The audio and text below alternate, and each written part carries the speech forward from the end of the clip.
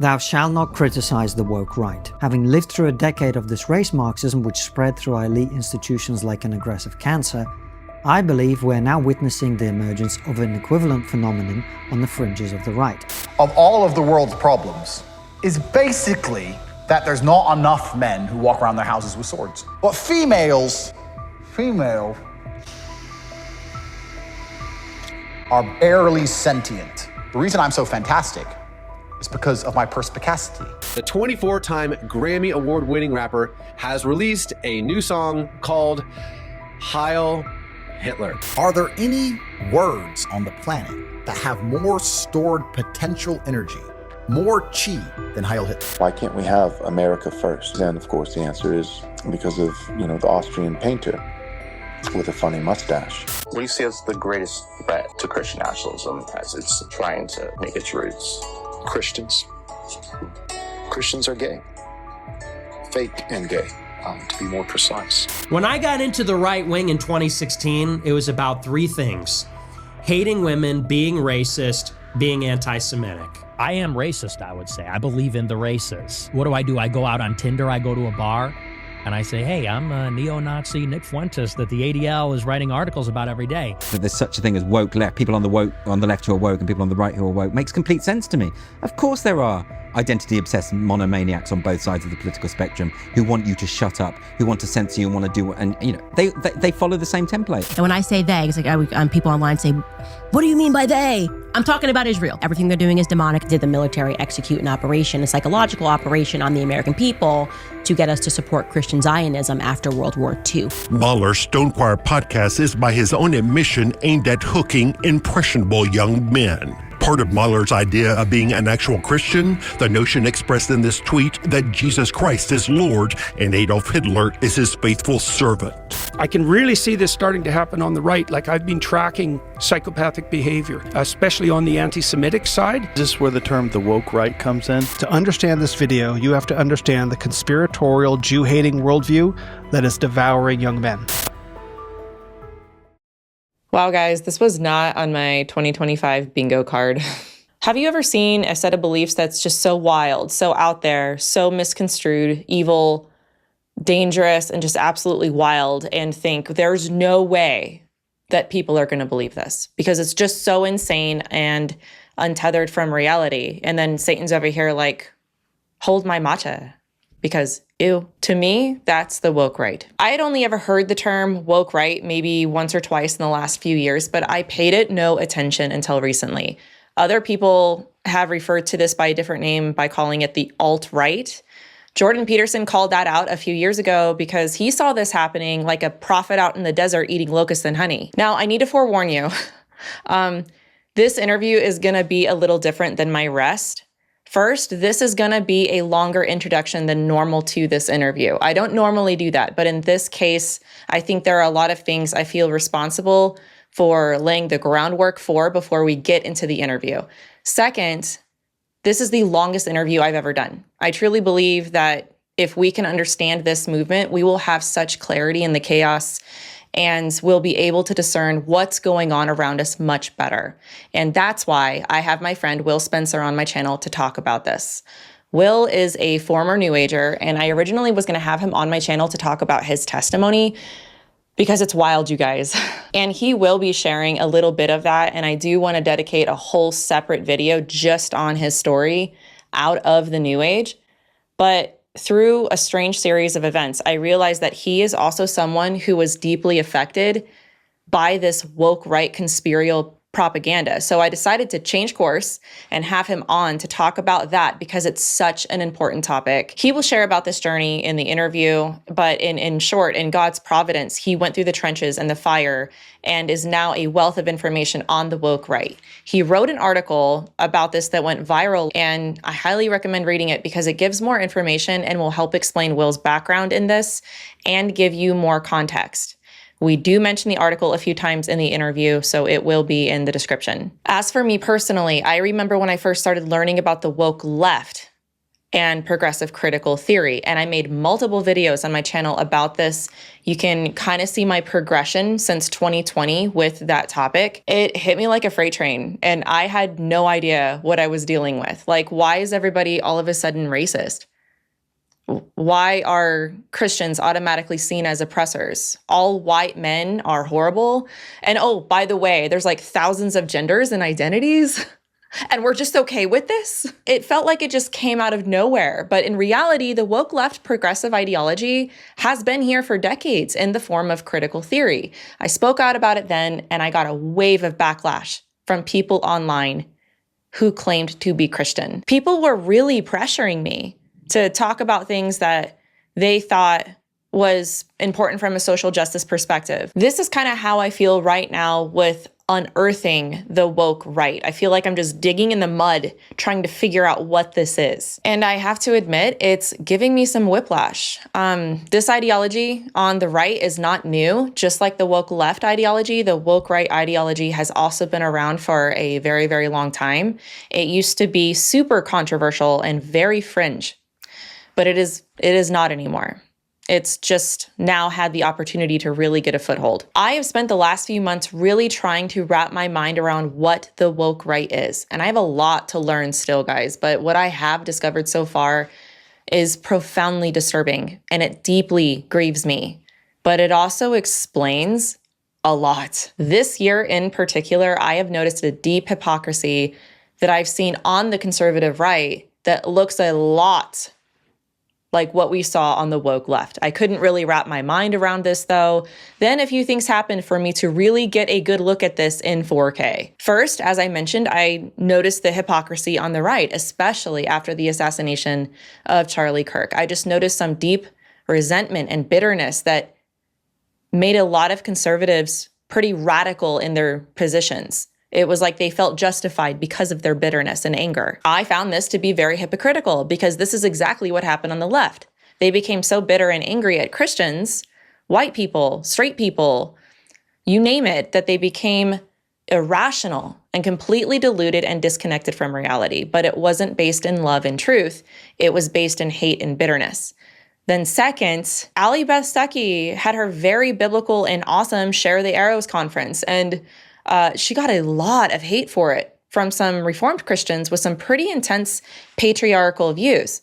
And I made a whole video about this. At the time, I couldn't quite understand where that heat came from, but what really blew the lid off was two things. Seth Dillon coming in hot, writing an op-ed with a straight spine and his chest out about the foolishness of what's called no enemies to the right. Up until recently, the radical fringes of the right were shunned and they were ostracized and they weren't considered part of the conservative movement. We always distinguished between ourselves and the neo-Nazis and the Groypers and all of them, but we were always caricatured as being part of that movement. You know, the left was always seeing Trump and his followers as Hitler and Nazis.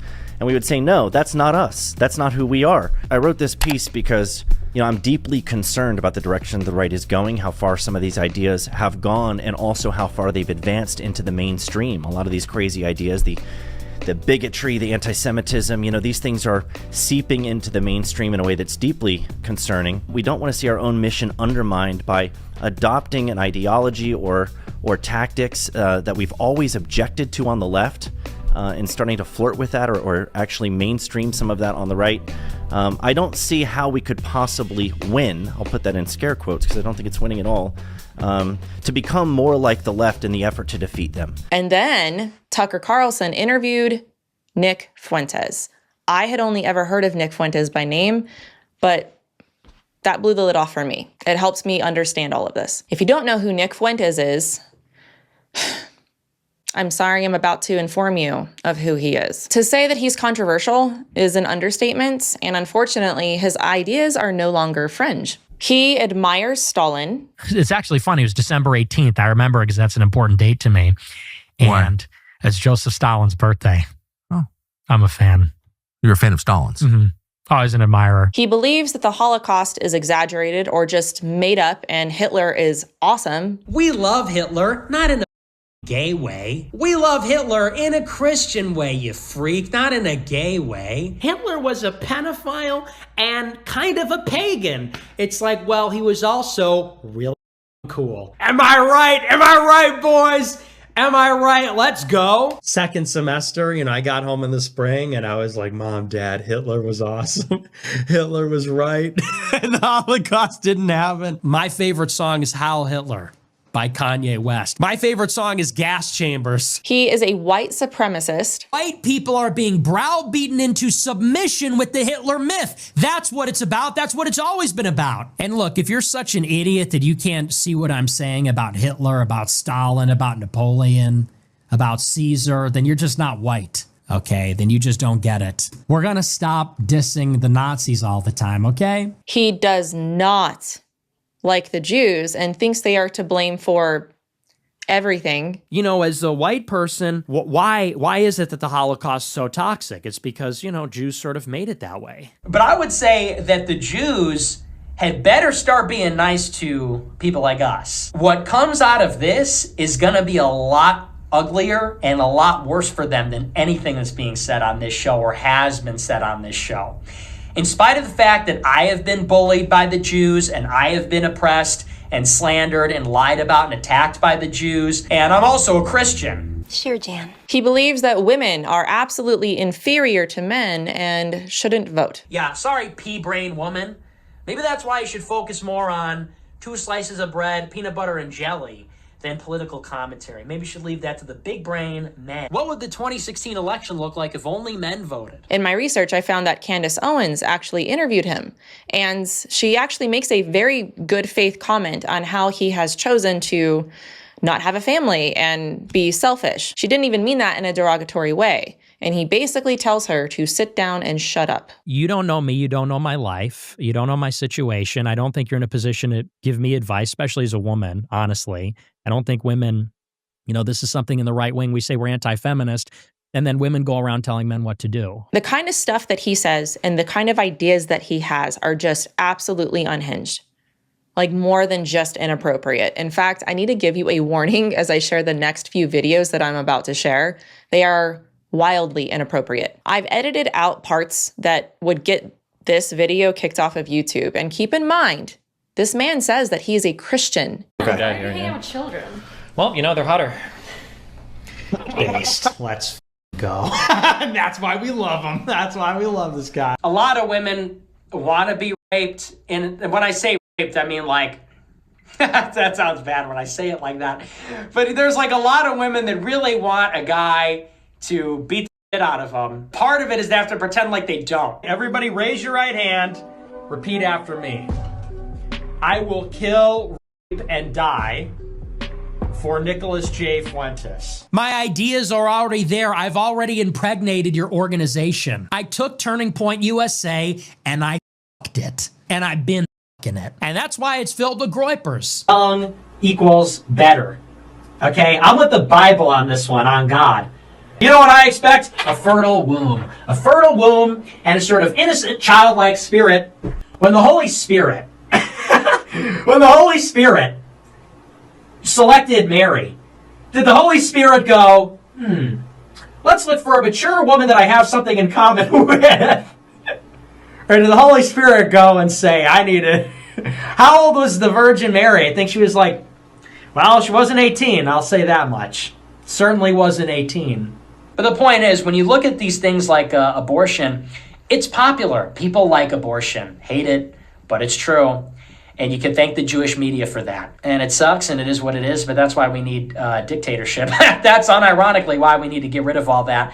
We need to take control of the media or take control of the government and force the people to believe what we believe, or force them to play by our rules and reshape the society. There is an occult element at the high levels of society, and specifically among the Jews. So many of the people that are perpetrating the lies and the destruction on the country, they are evildoers. They are people that worship false gods. They are people that practice magic or rituals or whatever. And more than anything, those people need to be, when we take power, they need to be given the death penalty. These people that are communing with demons and engaging in this sort of witchcraft and stuff, and these people that are suppressing the name Christ and suppressing Christianity, They must be absolutely annihilated when we take power. It's really tough to hear and see all this stuff, and this is just some of the mild things that he has said.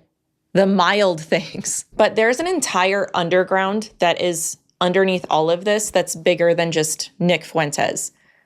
He is growing in popularity, but this video is not just about Nick Fuentes. I show you this stuff and I play these clips for you because he is only one person with a platform who is part of what's being labeled as the woke right. More people than you realize share his ideas, even if they aren't as crass or unhinged as he is. He is just one of the people at the top of this pyramid that I am using as an example to help everybody understand what this ideology looks like. So now that we've gone over that, the other part I want to get into in laying the groundwork before the interview is I want to define terms. What do I even mean when I say woke right? Now, in order to do that, I thought it would be a good idea to share a post that I made on X. It's a comparison between what I have observed between the woke right and the woke left and why they are inverted. I think it'll help clarify. The woke left revises history. America was founded as a slaveocracy built entirely on oppression. Every institution is rooted in systemic racism that still defines us today. Sounds familiar, right? The woke right revises history. Hitler was a misunderstood Christian patriot who fought globalist elites, and the Holocaust is exaggerated or fabricated. Woke left. The oppressors are white, straight Christian men. They are the cause of the problems in the world. Woke right. The oppressors are the Jews. They lied about the Holocaust and secretly control everything and are the cause of the woke left's nonsense. Woke left claims truth is subjective. Your feelings define reality. Woke right claims truth is secret. It's hidden by elites and a grand conspiracy. Woke left. Criticism is proof of your rightness and righteousness. Woke right. Criticism is proof of your rightness and righteousness. Woke left. Worldview reads microaggressions and systemic racism in every single interaction. Woke right. Worldview sees a conspiracy against him or her in every institution, media, publication, and historical consensus. Woke left. Women, people of color, and LGBTQ are superior. White men need to sit down and shut up. Woke right. White Christian men are superior. Women, people of color, and LGBTQ need to sit down and shut up, especially the Jews. Woke left is matriarchal, emotion, empathy, inclusion over truth. Woke right. Patriarchal, dominance, authority, and hierarchy over truth. Woke left, built on bitterness and hatred for a people group they blame for injustice. Woke right, built on bitterness and hatred for a people group they blame for corruption. Woke left, distorts scripture to deify the self. This is my true, authentic self. The woke right, distorts scripture to deify the tribe. We are God's true and pure people. Woke left claims to be Christian. Jesus is a progressive social justice warrior. Woke right claims to be Christian. Jesus is a nationalist political crusader. Woke left, authoritarian in method. Woke right, authoritarian in structure. Woke left uses outrage and emotional manipulation to rally a following. Feelings are proof. Woke right uses outrage and emotional manipulation to rally a following. Feelings and suspicion are proof. Woke left, social justice nationalism. Woke right, theocratic Christian nationalism. Woke left, violence is a feature. Woke right, conspiracy is a feature. Woke left makes people believe lies by denying reality. Woke right makes people believe lies by inventing reality. Woke left, you are enlightened and awakened if you understand the hidden systems of oppression from the oppressors. Woke right, you're enlightened and awakened if you understand the hidden plots and conspiracies from the elites. Woke left, victimhood becomes their identity, a lens for interpreting everything. Woke right, Victimhood becomes their justification, a license for extreme conclusions. Woke left has secret hidden knowledge to help you understand reality. Woke right has secret hidden knowledge to help you understand reality. Woke left built on critical theory. Woke right built on conspiracy theory. Woke left. The party told you to reject the evidence of your eyes and ears. It was their final, most essential command. Woke right. The party told you to reject the evidence of your eyes and ears. It was their final, most essential command. Basically, the woke right is the best example of what it means to hate your enemies so much that you become just like them. There's actually a whole lot more to this inversion, but I think this can give you an idea of what we're dealing with. This is very serious stuff. I mean, if this is the way we're going, I want nothing to do with it. The woke right is just as awful as the woke left. It deserves to be demolished just as hard. Otherwise, especially after reading this list, I would be a hypocrite if I didn't do that. This is vital. To understand this worldview, you have to understand that the Jews are to blame for everything. And then they work backwards from that perspective, because that's their baseline. That is the lens in which they interpret the world around them. And if people can understand that, they will understand how they reach their conclusions. The woke right blames virtually every modern or confusing social development on the Jews, claiming without evidence that Jews control media, banks, schools, academia, global politics, immigration, social movements, cultural change, big pharma, even US foreign policy. In this worldview, anything that's progressive, global, disruptive, or simply not going their way becomes part of like a single hidden enemy narrative. And it's a conspiracy pattern recycled from 20th century anti-Semitic propaganda. I just recently learned also that some of them even blame Pearl Harbor on the Jews, insisting that Jewish advisors pushed the US into World War II, or manipulated events to protect Jewish interests, whatever that means. And apparently now, the Jews are also responsible for the assassination of Charlie Kirk. None of this has any historical basis. It's the classic appeal to conspiracies.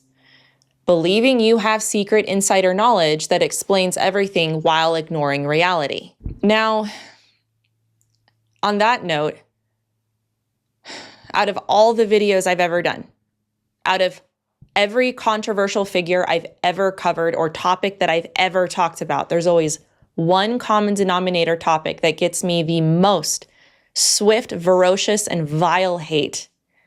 And it's anything that has to do with conspiracy theories. Someone with a conspiratorial mindset who watches this video is going to probably be the loudest person in the comment section. They will write me appalling and hateful things, and they will tell me why I'm a terrible person and why everything I'm saying is not just wrong, but in their worldview, it's blasphemous. It goes beyond just simply disagreeing with me. I am completely expecting people to really come at me hard for this video, probably the worst that I've ever gotten. And I'm taking a great risk because people in this movement are very conspiratorial. So they will look at me with suspicion, like I'm the enemy, and that Will and I are compromised and we're part of the conspiracy somehow. There's a lot of very popular people that fit into this whole woke right category, and I'm going to name a few of them as well. And some people will be big mad at me for that. But I'm sure that if I was talking about the woke left, knowing the big names who are involved in it are important so that you can recognize what this movement is. Just like the Word of Faith or NAR movement, it's ultimately more important that you see the bigger picture and you recognize the movement and the teachings so that you can see it and hear it, and you will be able to discern exactly what it is. That's my goal here. I still have so much to learn about the woke right, but no matter how much heat and hate I get for this, I think that my responsibility to bring this information to you is far more important because I fear God. more than anything, not man. I don't fear the hate at all. I fear the Lord who will judge me someday for what I said and what I didn't say. Courage is doing the right thing, the truthful thing, and the good thing, even when the outcome is uncertain, even if it's unpopular. I think of the nonsense that could have been avoided on the woke left if people actually had the courage to stand up against it. But ultimately, here's the thing. I want you to hear my heart on this. The reason why I am covering this is because, just like the woke progressive left, I hope to show you guys by the end of this video, throughout this commentary and interview, that what's happening on the woke right is spiritual. It's ultimately a false gospel and a false Jesus that thousands of people are falling for. Woke is woke, no matter what side it's on. And the ultimate answer to all of this is Jesus. It's the gospel. Okay, thank you so much for hanging with me for that whole introduction. I do think it was really important to go over that, to give you guys a foundation for this interview. And now that that is done, here is my friend, Will Spencer. Will Spencer, thank you so much for coming on my channel today to talk about this topic. I'm very grateful to be here today, Melissa. Thank you. Yeah, so you and I got connected not too long ago because you asked me to come on your channel to talk about, my story, New Thought, things like that. But within that connection, I realized, oh, wow, Will has a very interesting background, probably the most unique I've seen in quite some time. And you're an ex-New Ager, but you've also been in the dark places of the internet that brought you into this topical realm that we're going to talk about today. Yeah. I want to start with that. Let's start with your background. Tell us about who you are and why you have some authority to talk about this topic. Mm-hmm. So I'll try to give the thumbnail sketch of sort of my testimony and the worlds that I came from. So I was born in a Jewish family, liberal, atheist Jewish. We Reformed Jewish is the technical denomination. So we were the Jewish equivalent of the Christians who go to church on Christmas and Easter. We would celebrate Passover and the high holidays, but it wasn't like Judaism or the Old Testament was a big part of our lives growing up. We would celebrate the major holidays, but it wasn't like a theological perspective. And so I would say that one of the things that God has blessed me with is a hunger to know Him throughout my entire life. That's just something that I've always identified as part of me. In fact, I remember when I was 12 years old, I was studying for my bar mitzvah. And so the Torah portion for my bar mitzvah, sort of like the sermon text, was the 10 Commandments. And so this was providentially assigned. It wasn't something that I picked. It's just that's what's on the calendar for the day of my bar mitzvah. And I remember I was sitting with the rabbi, and the rabbi said to me something like, the second 5 commandments are there so you don't violate the first 5. Something like that.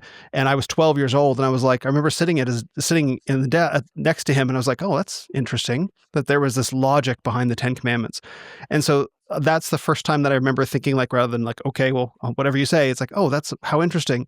And so that interest in understanding God continued forward in my life. When I was 18, I went to the Bay Area, went to college at Stanford University. This is Northern California in the mid 90s.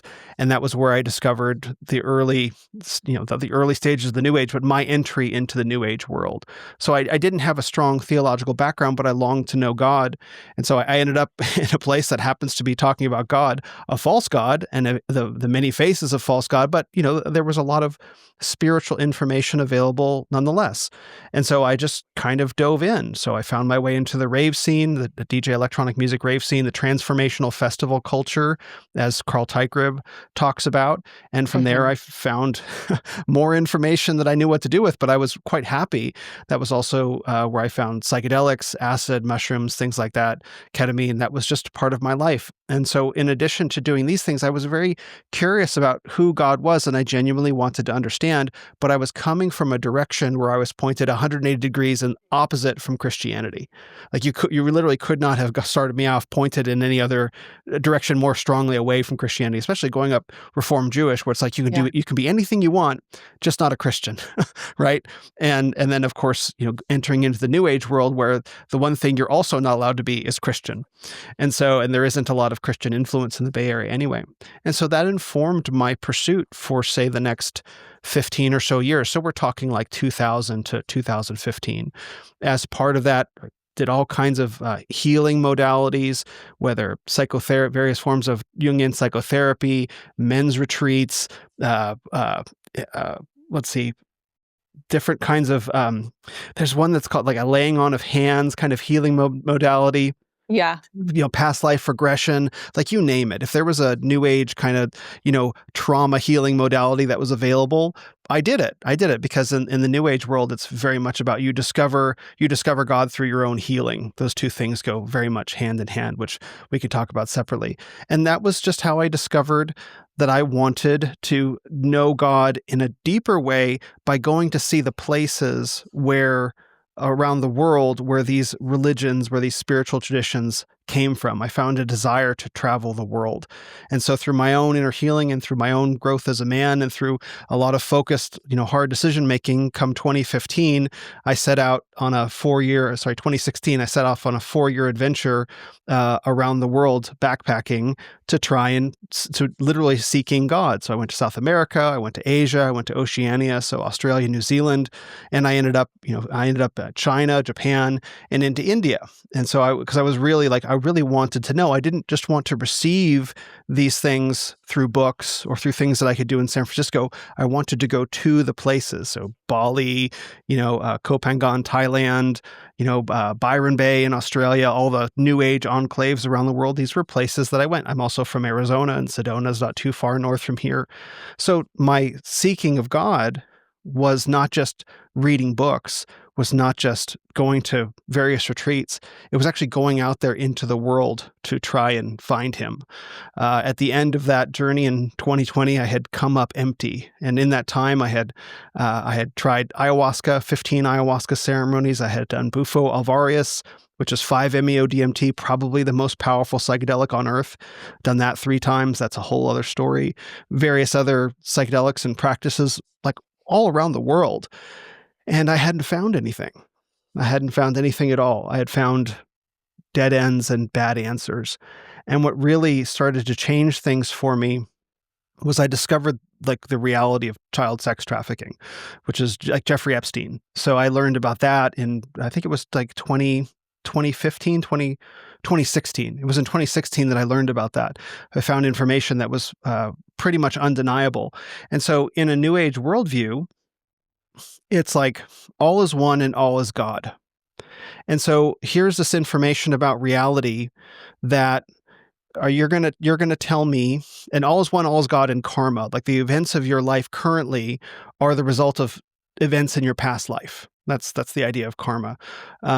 Choices in your past life. And so I was wrestling. So I had been around the world. I'd been to all these places, all these holy sites, and I had done all these practices, including a 10-day Vipassana Buddhist silent meditation retreat in the mountains of Kashmir near Pakistan for 10 days, like 10 hours of meditation a day for 10 days. So I really had done the stuff. And so here's this worldview that's telling me all is one and all is God, and the events of our lives currently are the results of our past lives. And so here's this information about kids being abused in these terrible ways that no one could say it was accidental. I'm like, you're going to look a kid in the eye who's going through that, and you're going to say, I'm sorry, kid, that's just your karma. Mm-hmm. And it's Jeffrey Epstein's karma to be that guy too. Mm-hmm. How does that work? Right. And are you going to tell me that he is as much a God as she is? I found these ideas morally reprehensible, and it cracked my worldview. It broke it because I couldn't incorporate it into the all is one, all is God worldview that I had pursued quite devotedly. If we back up for just a minute, in August of 2015, I went to the Burning Man Festival. It was my 3rd time at the Burning Man Festival. And while there, I met an underground Christian ministry group. And they'd been there for 15 years or 12 years at that point. And they were just ministering to the lost. They weren't handing out Bibles. They weren't necessarily openly evangelizing. They were just there to show the love of God the Father to seekers like me. And I had a very powerful experience one afternoon with them. And it just opened my eyes. And I was like, who are you people? And they're like, we're Christians. like, what are you doing here? That was really what I said. And so all during my travels, I kept in touch with them from 2015 until 2020. And then in August 2020, having come back empty-handed from the world, seeking God, I started reading books on Christianity. So Simply Christian by N.T. Wright was the book my friends at Burning Man Camp Spirit Dream had given me. Then I read Mere Christianity by C.S. Lewis. And then I read the Screwtape Letters. And what I found in Mere Christianity was something that I had been told was impossible.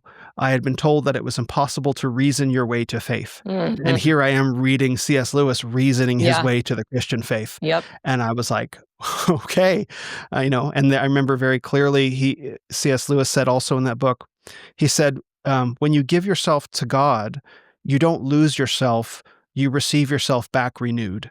Yeah. And I remember that was very compelling to me as well, because I had been a very devoted seeker of self for 20 years at that point. But my own great wisdom had led me almost nowhere. And so it was in 2020 that I started, summer 2020, that I said, okay, Lord, I give myself to you just to see what would happen. And my friends had been telling me to write stories about my travels for a long time. And as soon as I did that, the next day I wrote this incredible short story. I'd never written a short story before. And in this short story, I captured this very precious moment in my travels in a way that was like, I don't know where that came from. And it sounds like a small thing, but to me, it was that a validation of something. It was like, it was clear these two things were connected. And so I could put together here, I've reasoned my way to faith, this old worldview. It clearly doesn't work. And I've now had this kind of experience. And I have these friends that I met at Burning Man. I went to visit them for Christmas, and they were so warm and so loving and so kind. And they weren't pushy, or they weren't, aggressively evangelizing. They just had the aroma of God, the aroma of Christ in their lives. And that was what really impacted me. Like, there's something special going on amongst these people who are my friends. And so in summer 2020, I made the decision to become a Christian. I flew up to visit my friends in Coeur d'Alene, Idaho, Labor Day weekend 2020, and I asked my friends to baptize me. And I knew that it was the first time that I had ever asked to become part of something, that I had ever said, okay, I'm not just going to do this and casually participate in it. I am requesting to be admitted into something, is kind of how I thought of it at the time, because I found no answers anywhere else. And so this is the last place that I can look. If there are no answers here, there are no answers anywhere. Yeah. And so I asked my friends to baptize me in 2020, and that began my journey into the Christian faith from there. And so the things that I want to, that I want to pull out from that story that I think are relevant to what we're going to be discussing is, my journey through New Age paganism, all of its various forms. And also a big part of the New Age world is what I call the deep New Age, the deep conspiracy theory stuff, Yes. the really fundamental questioning of reality at the deepest level. You can go into the New Age world and not encounter that, but for a lot of people who do go in that world, that's a big part of it, because you're kind of unwiring this entire Abrahamic view of history to understand suppressed truth, Gnosticism, essentially. And so that was a big part of my journey as well. Not only was I exploring all these forms of pagan spirituality, I was exploring alternate perspectives on history and alternate perspectives on the world and health and nutrition. All the traditional conspiracy stuff was a big part of my journey that I brought with me into Christianity. Thank you for sharing all of that. That is very, I'm sure that people can see why. I want to have you back on my channel to really dig through your testimony, because it's one of the most unique that I have come across in quite some time. Glory to God. All glory to God. Amen, right? The unique is putting it very simply. Now, let's springboard off of that. So you're a Christian, and the next little phase in your life came at quite a surprise to you. The next thing I want to talk about is I would like you to address an article that you wrote that really, it kind of went viral from what I understand. But how you got to write this is I want you to kind of work backwards from this article. Yeah. Because you're a Christian, you're wanting to learn about God, you're growing. And I find that two things are true. First, when somebody becomes a Christian, I remember this happening to me, and since the age of 16, I've seen this kind of repeatedly, not every time, but new Christians tend to get kind of caught up with like exciting, sensational things. And particularly those who were in the New Age tend to be susceptible to very unique trains of thought. One of them being conspiracies. Now, the article name is "The Dangerous Secret Your Young Men Are Keeping. Neo-Nazi Thought Has Entered the Church."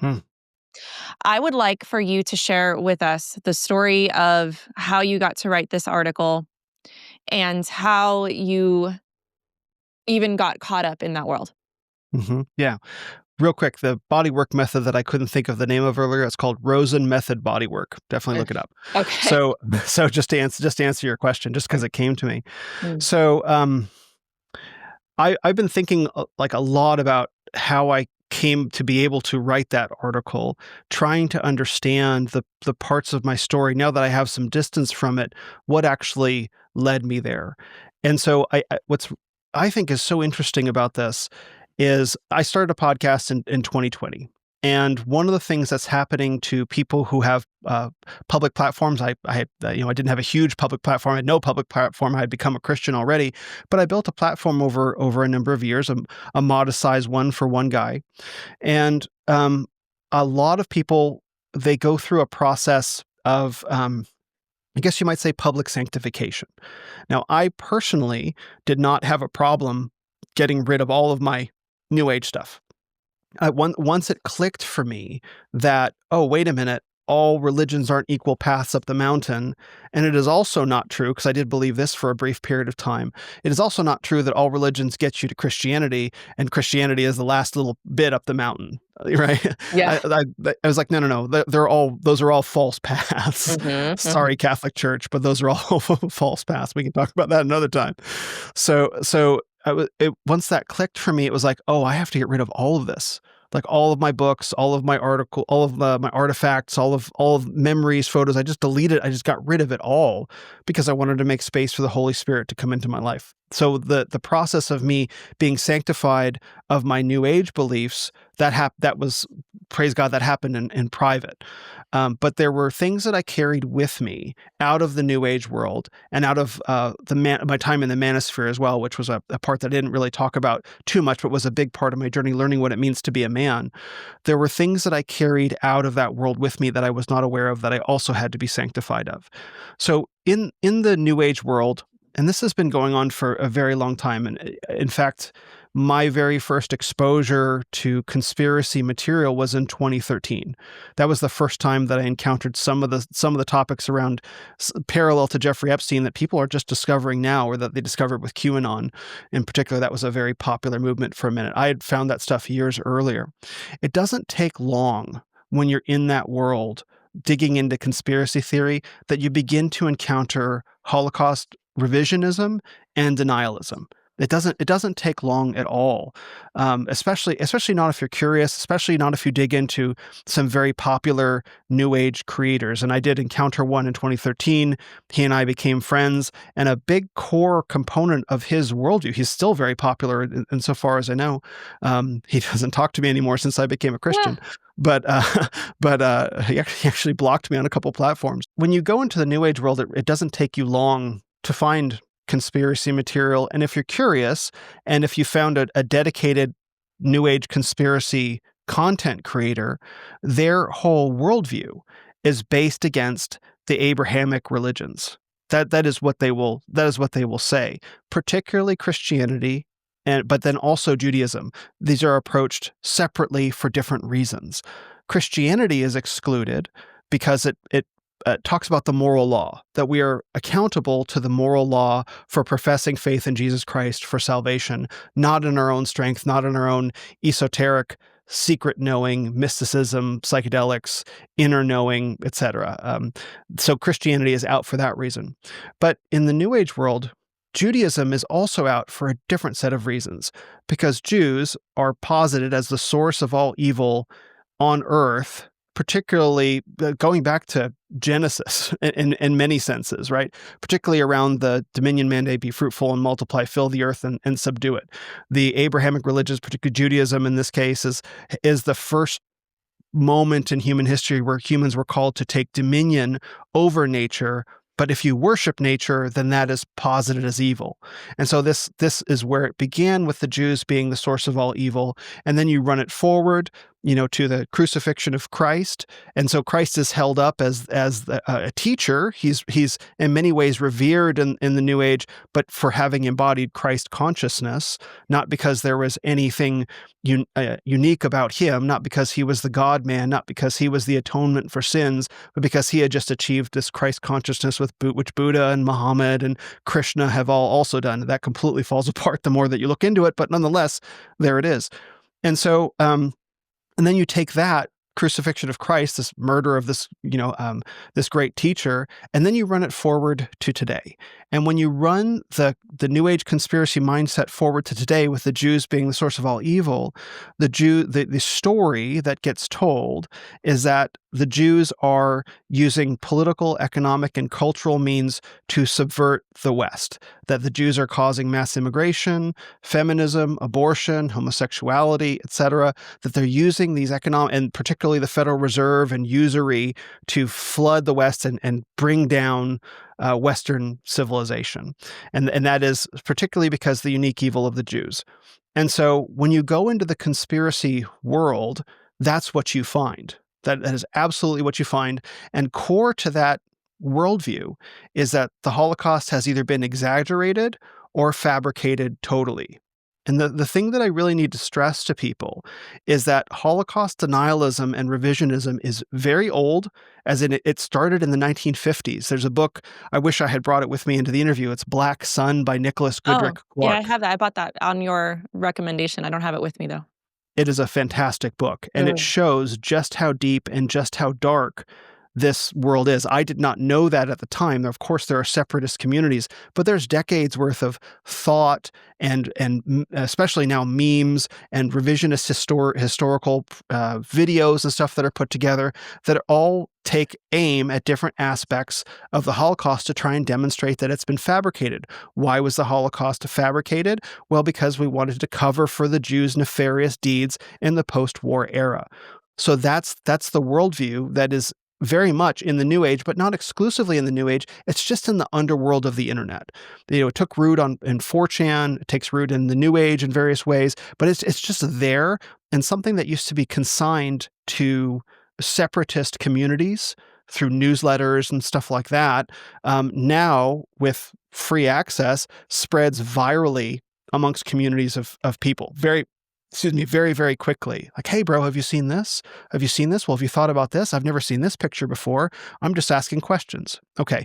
So I had been steeped in that for many, many years. When I came into the world of creating Christian content, I saw a podcast duo named Stone Choir that were asking some of these same questions, but they were also asking very pointed questions about society. They were asking questions about Eastern Orthodoxy. They were asking questions about feminism. They were asking questions about immigration.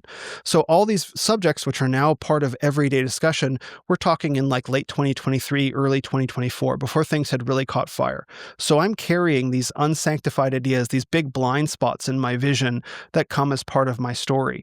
And I think to myself, I knew that these guys were hot, as in like not hot as in trendy, but I know like hot to handle.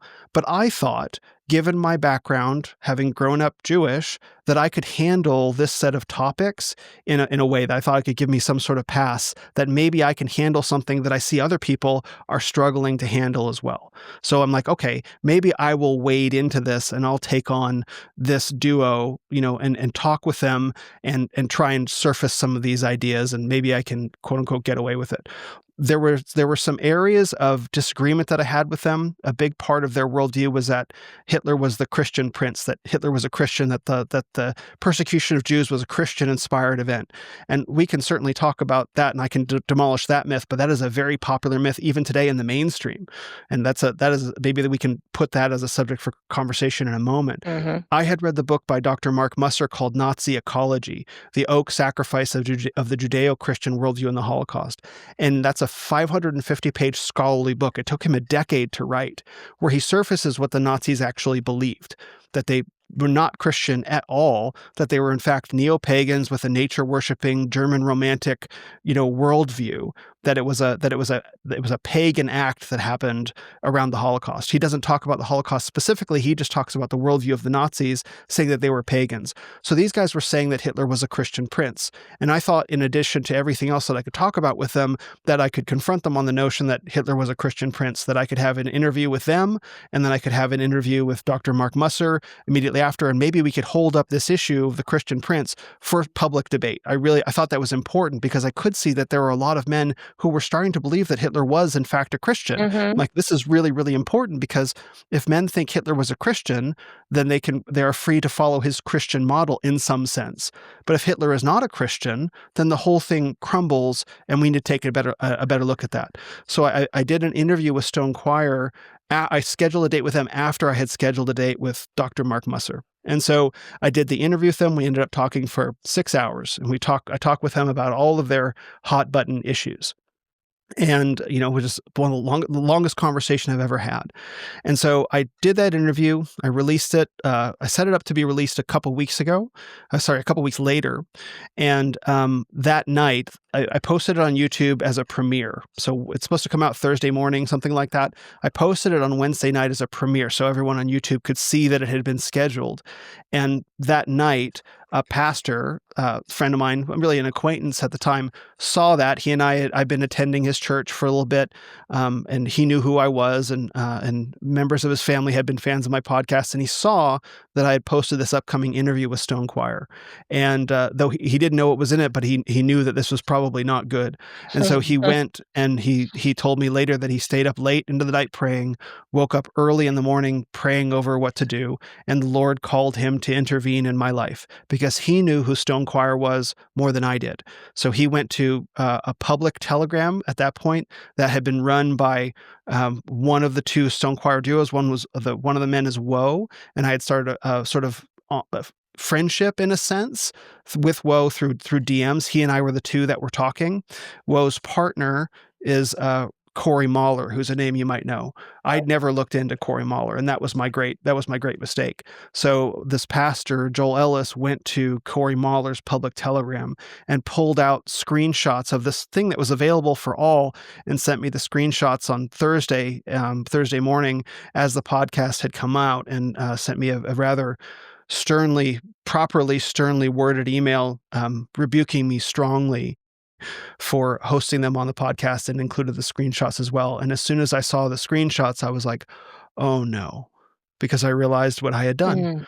I had realized that I had, failed in my discernment. I had failed to do proper research, and I had platformed men who I don't think they were being totally transparent about what they really believed. I think there is an old neo-Nazi tactic where they have appealing, maybe even mainstream friendly ideas that are put out into the front, but then when you go into the back room, they tell you what they really believe. And I believe this was going on here.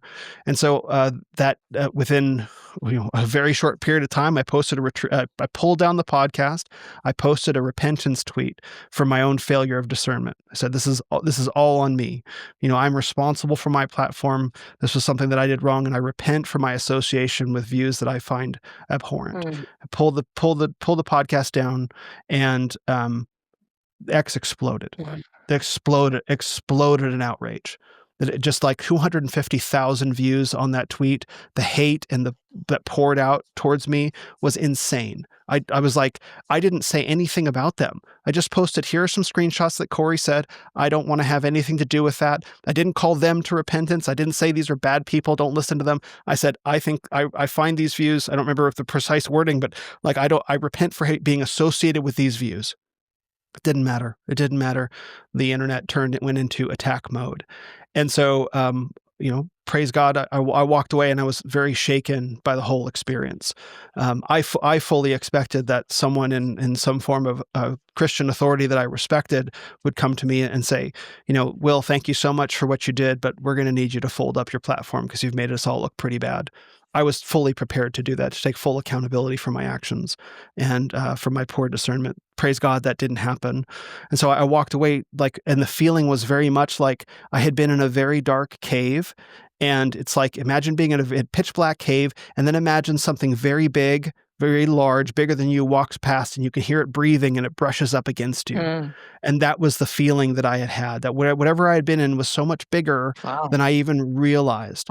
And so it was providentially after that I was watching another YouTube video where the guy who made the video was talking about the book Black Sun by Nicholas Goodrick Clark that I just mentioned. And when I read that book, I suddenly understood what I had gotten myself mixed up in. And I just devoured that book. And so that's when I realized, okay, I have to start making content about this, talking about what's going on, because these ideas that I had been steeped in, I didn't connect them to some larger evil that was happening. Like, bros talk about, quote unquote, the Jews in group chats and they joke around. Like, that's just part of the lingua franca of the internet. It's just how it is, especially since 2020. Like, in 2020, we all got locked inside. We all discovered that our friends and our family members, that we couldn't trust them, that they were like, yeah, no, I think we really need to mask up, double mask, and I'm looking forward to the vaccine and all of that. I don't know how your viewers feel about that, but like men disagreed with that in the strongest possible terms. They found that their loved ones were like, no, we're all in favor of this. And it's like, I don't know who I can trust anymore. Yeah. So men found their way into communities of like-minded individuals scattered all across the country and maybe sometimes around the world, and started sharing information with each other. And so naturally, it just kind of becomes a joke. As men, we joke about things that you're not allowed to joke about. You do this in private. That's just like part of it. We all engage in some amount of transgressive humor in private. And I don't think that's necessarily a problem, but it does become a problem when the humor starts becoming something that you take seriously. And that's what happened. I watched it happen in a couple different groups between 2020 and 2022, that men who I cared about and loved, I watched them get corrupted in front of my eyes by starting to take things a little too seriously. I watched them start making crazy posts with wild eyes on social media, and I didn't know what was going on, but I didn't connect in my own folly what I had platformed to what was going on there, because that was my own blindness. That was the blind spot, the things that I had been far too casual about. I didn't take them seriously enough. And what happened with the Stone Choir podcast, when I pulled it down, and then when I read Nicholas Goodrick Clark's book, I realized that I had definitely taken a very dark phenomenon not seriously enough, that I had been sinfully wrong in my perspectives and my views. And I didn't know exactly what to do about that. But if repentance is a turning from sin and turning towards righteousness, then the only response can possibly be, I was wrong when I was going this way. What does it mean to be right? Let me go find out what it means to be right, and let me profess the truth. And so that was my commitment, that I definitely want to understand the truth. So maybe I can deliver other people from this, because I could see these bad ideas destroying friends that I thought I was going to do life with these guys. One man made me the godfather to his daughter. I watched this happen to him. He blocked me on all these different platforms. Another guy I started attending church with became Christians right around the same time. I watched it take him down, and he pieced out from our church as well, and I haven't been in contact with him since. I am just watching these ideas destroy men. And so I understood that there was something dark going on that I needed to expose. And so at whatever cost to me, to try and share what was going on, because I had been wrong. And God blessed me. He blessed me and said, I'm not going to take these things from you that I've given you. He gave me this platform. He gave me my audience. He gave me the connections, and he didn't take them from me when he could have. And I fully expected him to. And so this is now yours, Lord. What can I do? What can I do to be worthy of this gift you've given me? Let me profess the truth in the clearest possible terms. Let me not just express this in a way that just gets it out. Let me think this through to make it so simple that a 5-year-old can get it. So because people have instantaneous attention spans. So let me take what I know, what I've experienced, what I've seen, and let me make something that's understandable and comprehensible and digestible for people and edifying for them, so they can see what's going on and push back. Let me put my gifts into service for God's kingdom. And praise the Lord, he's blessed that. He's blessed that as I've gone through as my own public sanctification through all of this. Deeply humbling, deeply humiliating, but I think that's part of the Christian walk. It's very much part of the Christian walk to say, this is the man that I was. These were the mistakes that I made. And this is the man that I am, that God gave me the gift of his son. The least I can do is be worthy of that and confess my sin and repent and do it in front of everybody. And so that's been my passion in many ways since then.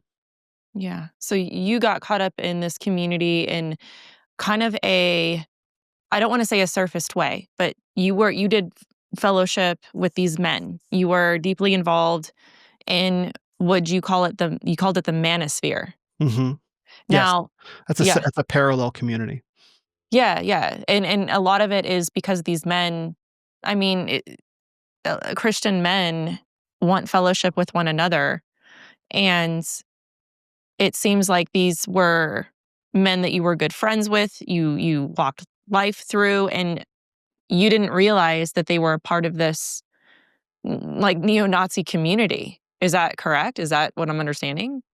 Yeah, I want to draw a distinction between some of the men that I was personally friends with versus the guys for Stone Choir, right? So there's two different things going on here. So there's these communities of men and that we're just talking about life stuff. We're just joking about COVID and sharing information and conspiracy and just joking with each other.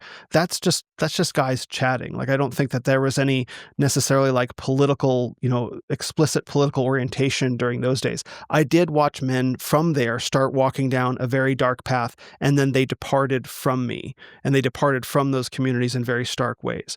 With the Stone Choir guys, I wouldn't say that I was ever deeply involved, in the back rooms, or if there are discords or signal chats. It was always just a personal communication, but these were never men that I met in person like the guys that I had met in other groups. So I would never say that I found my way into neo-Nazi communities. That wouldn't be accurate. At least the ones that I knew for sure were. So or that were explicitly marketed that way. Those groups do exist. I was never in there, but around groups of men that got exposed to very virulent and toxic ideas. Yes, I was friends with those guys before, and then I watched it take them down. But I didn't understand why. I didn't have this was all in 2021, 2022. Yeah, so I didn't have the language of sanctification yet. I didn't have a lens of Christian discernment at that point. I didn't understand the idea of a root of bitterness. I just knew that something was happening to my friends that I couldn't understand. It was only later that I came to understand what was really going on. And now, if I can just add one thing, what I saw in 2022 and 2023 is now happening in the public eye in front of everybody. Yes. And so that's okay. I'm glad that you see that. That's why we're having this conversation. Yeah. When you were saying, what's happening? What is happening to my friends? Yeah. I feel that. Yeah. I feel that. I see that. You don't care until it affects you, right? And that brings me to my next question, because we've said words like these views, this. Let's name this. If you could put a title page to what it is that we're talking about, name it. What are these views? What is this that we're talking about? The common title that is given to it is called the woke right. That's the term that has stuck to describe this phenomenon. The reason why I think that term is probably the one that we should go with through this conversation is that terms like anti-Semitism, racism, and sexism no longer have the power that they once did. Those terms have been so massively overused to describe literally anyone who's any form of political conservatism, any form of a political conservative, that the words don't land anymore. It's diluted. Correct. Yeah, it's a form of delusion, and it's a delusion that's driven by a root of bitterness, right? That's what it's caused by. But to call it, I meant diluted, like water. Diluted as well. Yeah. It's been diluted. It's been blunted through overuse. It was so massively overused by the political left to shame their enemies, and it was effective for that purpose. But over time, once you start calling men sexist for saying things like men and women are different, Like if you just make that blanket statement, that was people had their lives destroyed by saying that obvious truth by charges of sexism. And so guys who get called sexist for saying something that's obvious, they just eventually say, you can just call me whatever you want. It bounces off me. I don't care anymore. And so terms that would otherwise have been effective to describe the phenomenon no longer are. But it's more than just anti-Semitism as a singular vector, or racism as a singular vector, or misogyny. And let's say hatred of Jews, dehumanization of women, and supremacy over other ethnicities, right? Those are not three individual vectors. Those are three parts of the same thing, of a same totalizing worldview that regards straight white men and Christian families as the persecuted class. And there is an oppressor class of Jews that is using women, minorities, immigrants, LGBT as foot soldiers in a war against white men. So that's why I think woke right is an effective and descriptive term, because the woke left view is that minorities, including Jews, are being persecuted systemically by white men, and you need to have the scales removed from your eyes to be able to see. You get your secret knowledge that clues you in that this is how the world really works. Systemic racism, and radical feminism says that men have been persecuting women since the dawn of time. That's right. So you get these scales stripped from your eyes that, no, this is actually like the real world. The real way the world works is that white men oppress everybody in the world. That's woke left. The woke right view is, no, the real way it works is everyone in the world is used to oppress white men, and the Jews are behind it all, right? So there's parallels there, and you have to get red-pilled, and then you see that truth. And so they're parallel phenomena, but on opposite ends of the political spectrum, depending on who you identify as the persecutors and who you identify as the persecuted. Mm-hmm. And people saw this coming. I have whiplash from it.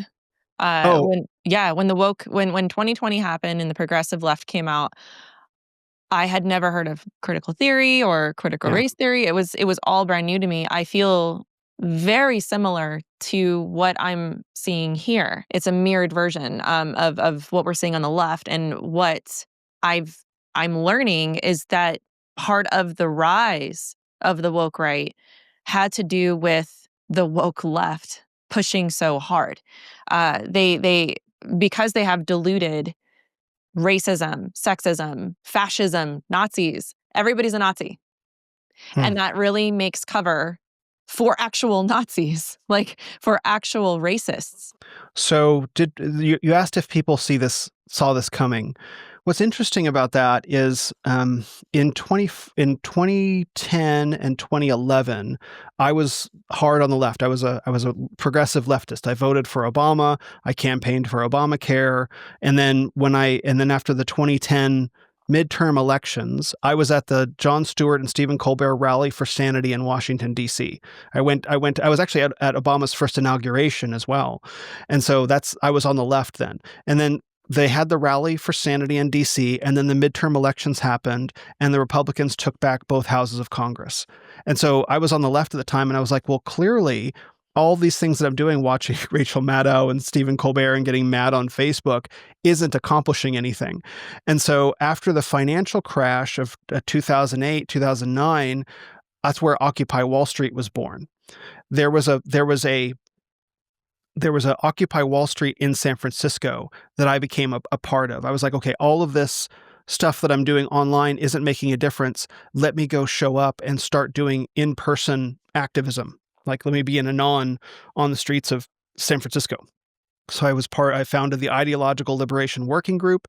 I ran the city email list totally anonymously, keeping people up to date on various events and stuff like that. I went to all of the meetings on the street through the people's microphone. People's microphone is how you amplify a message if you don't have amplified sound. So you say 3 words like, "Hi, my name is," and then everyone repeats, "Hi, my name is Will Spencer, Will Spencer." So that's how these meetings would go. I was at all of those meetings during Occupy in 2010 and 2011 for like a whole year as a side job, essentially. And I never once got anyone ever said to me, "You need to sit down and stop talking, white man." same bald white guy that I am today. No one ever made my ethnicity or my skin color an issue, because Occupy was not a woke movement.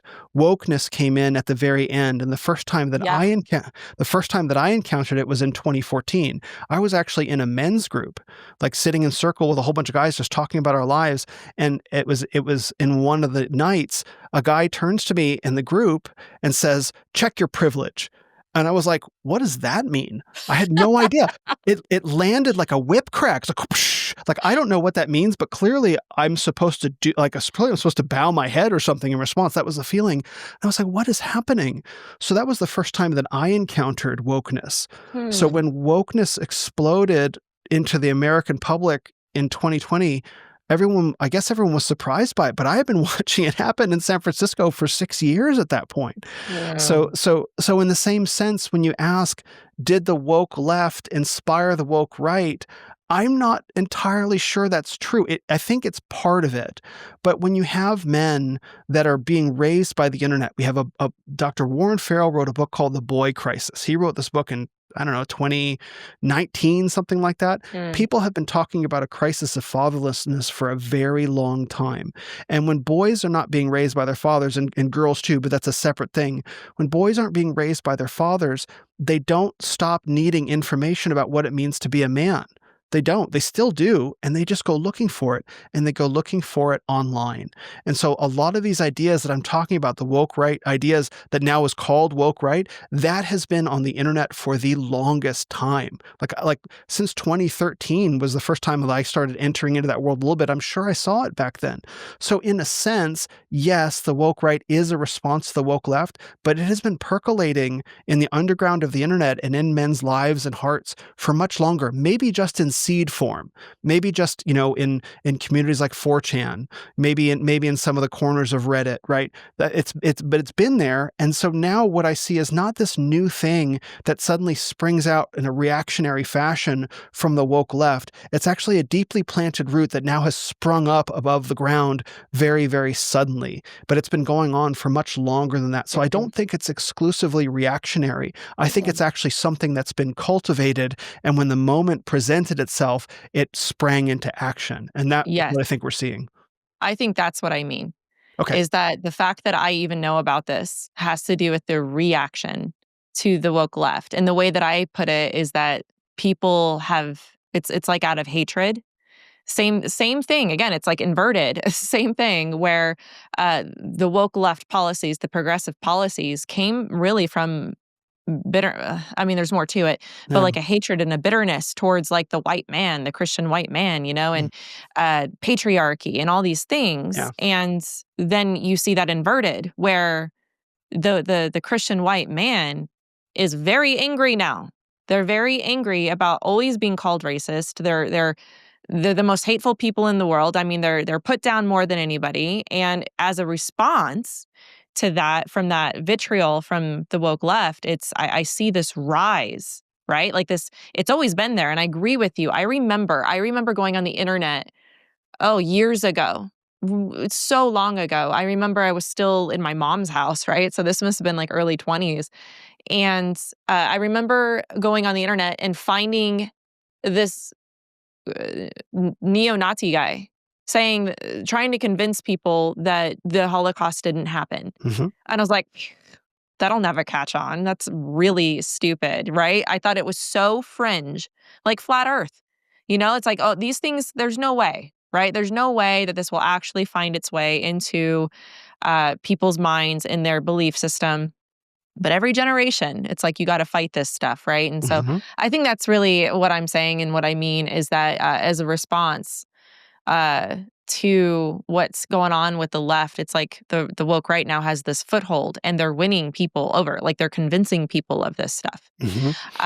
Now, I want to kind of get more into the practical ideas of what this looks like.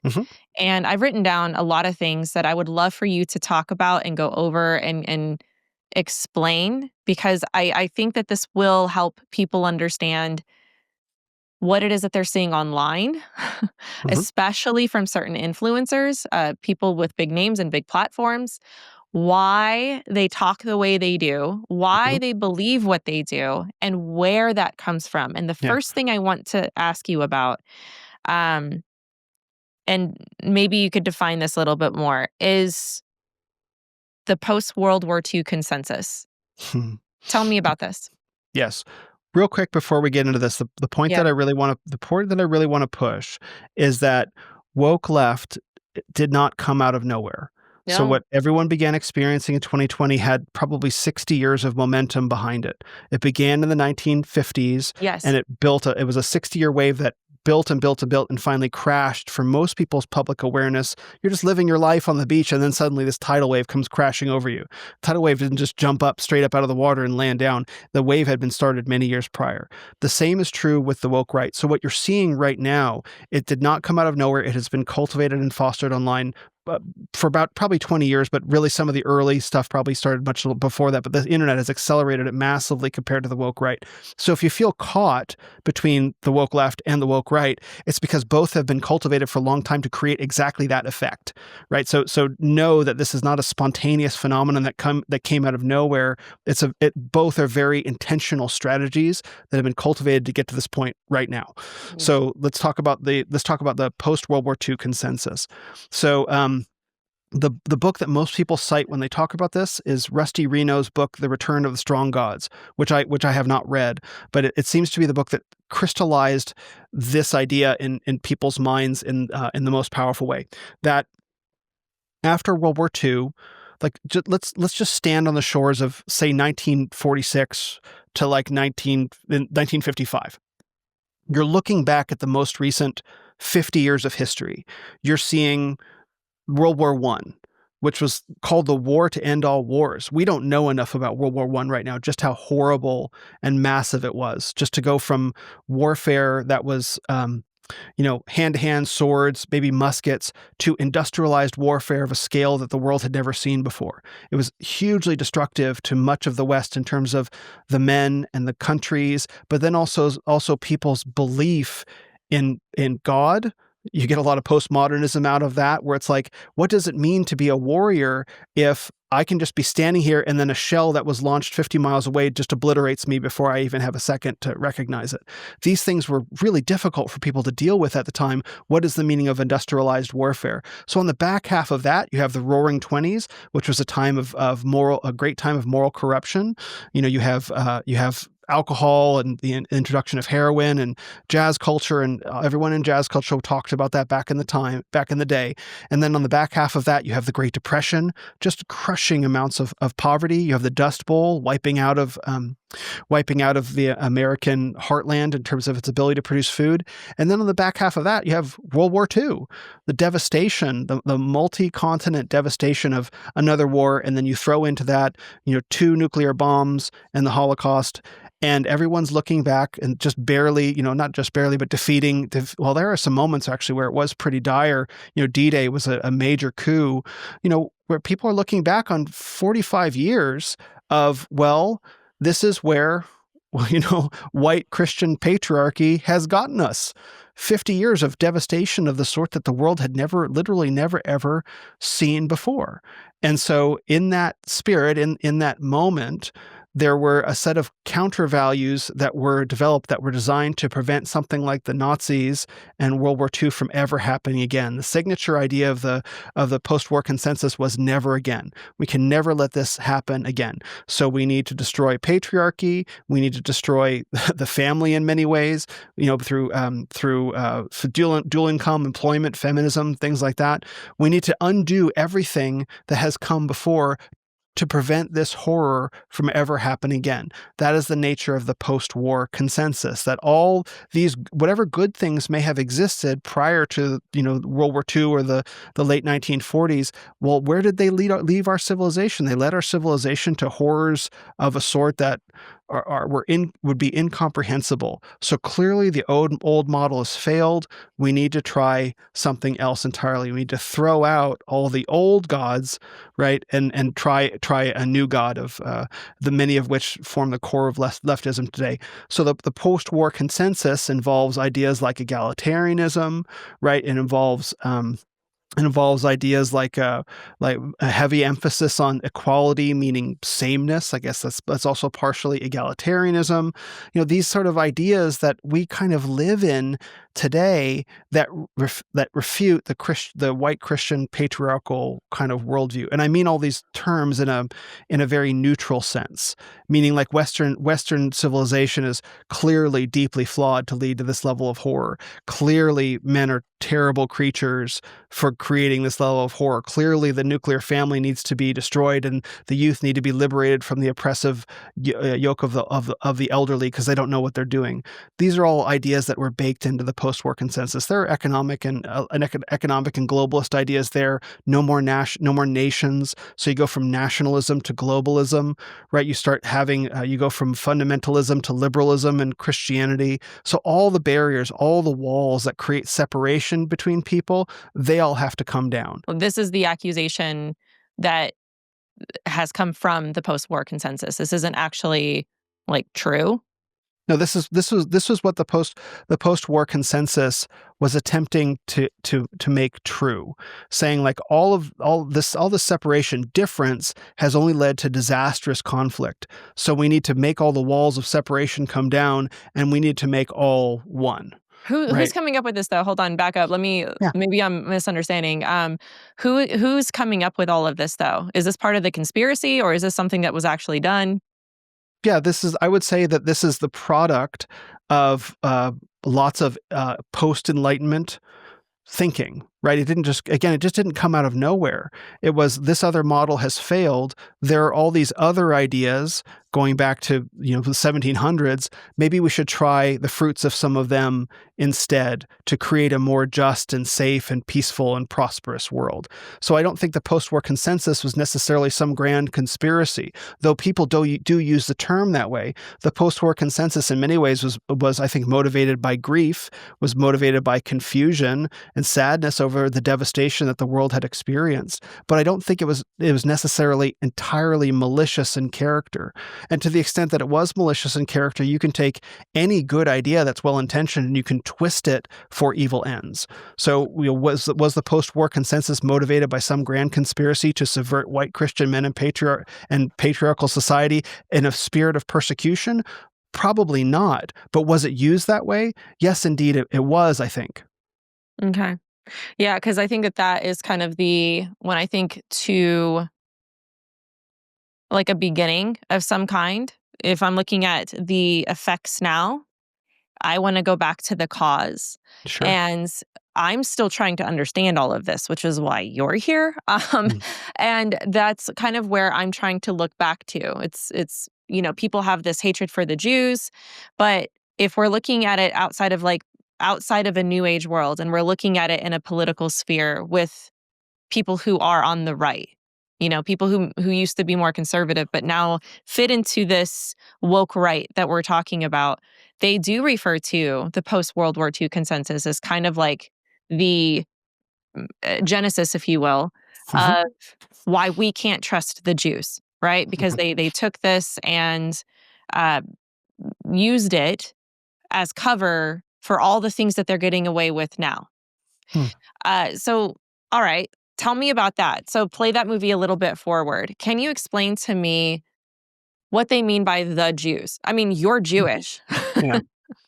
I don't know exactly how that looks like.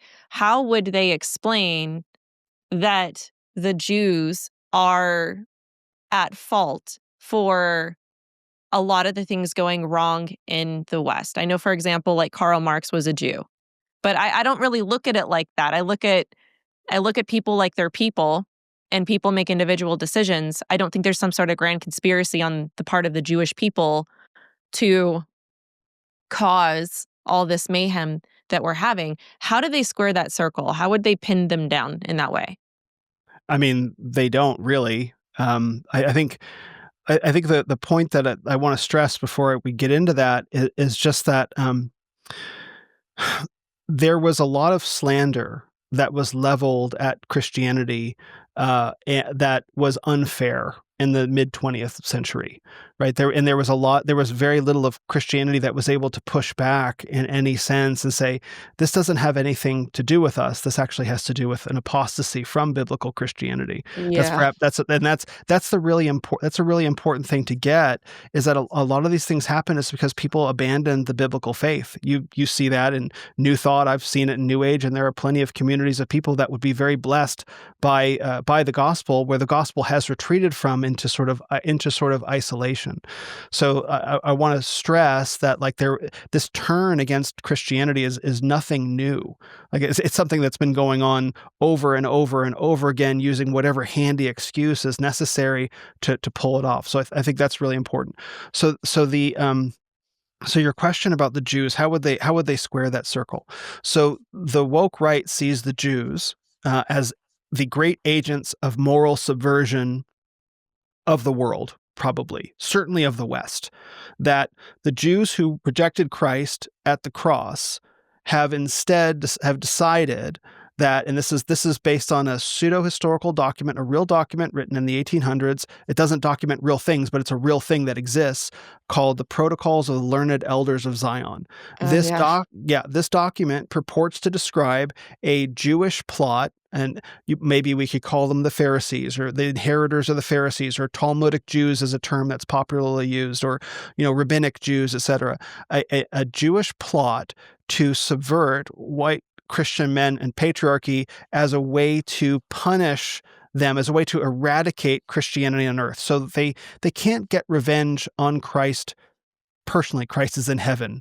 You can't do anything to him. But if you eradicate Christianity on earth, you've accomplished essentially the same goal.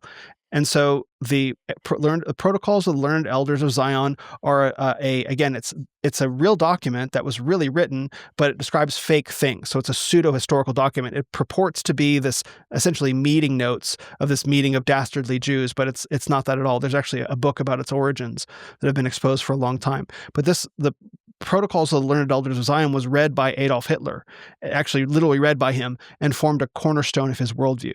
So those same ideas have now spread outwards, where people believe the Jews are the great agents of moral subversion in Western culture, and have been for a very long time. There are people who actually believe that Islam is a Jewish plot. There are people who actually believe that. Yeah. So this is not something that I've investigated at any depth at all, but you can understand that if you have what we might call a woke mindset, where the woke mindset is, I am being actively persecuted. So it's paranoia in a sense, but I'm being actively, systematically persecuted, right? Who are the great scapegoats throughout history? Well, it turns out to be the Jews.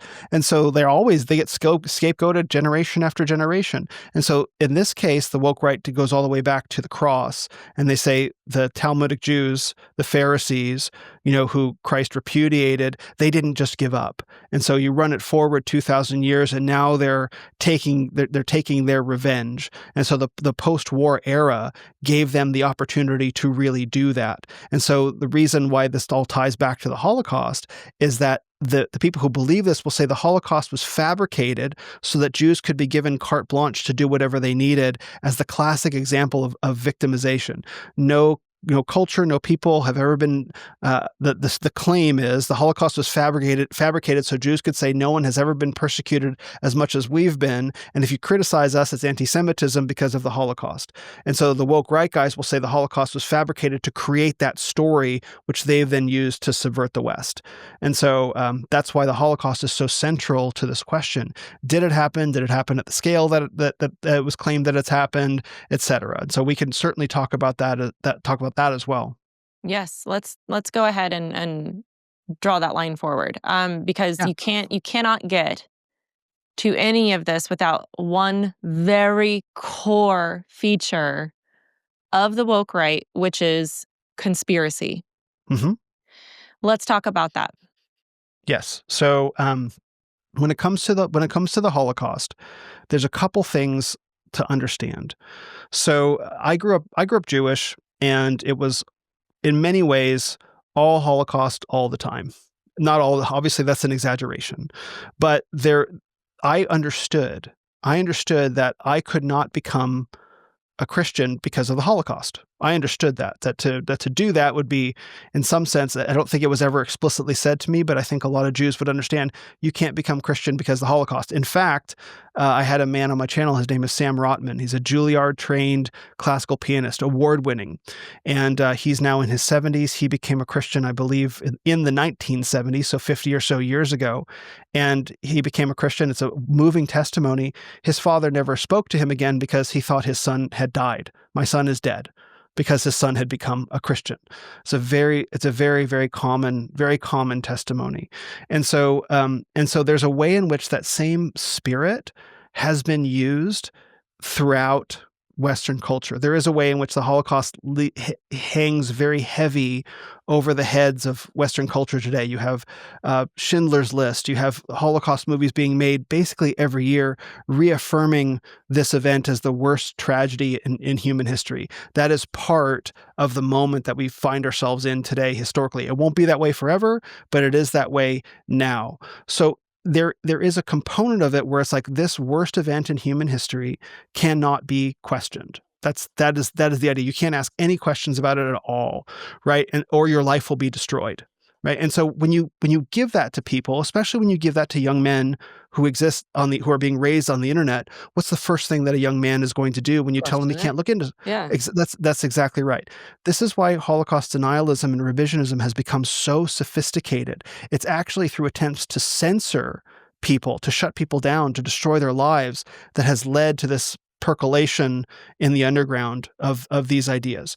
So, and this is one of the problems with censorship. Once you censor something, you push it into the shadows where it gets so much worse. Okay.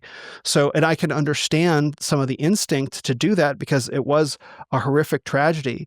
The problem is people don't understand it properly because we don't view the Holocaust through a Christian lens. That's Dr. Mark Musser's book, Nazi Ecology. That's why that book is so powerful, is that we understand it through a secular lens.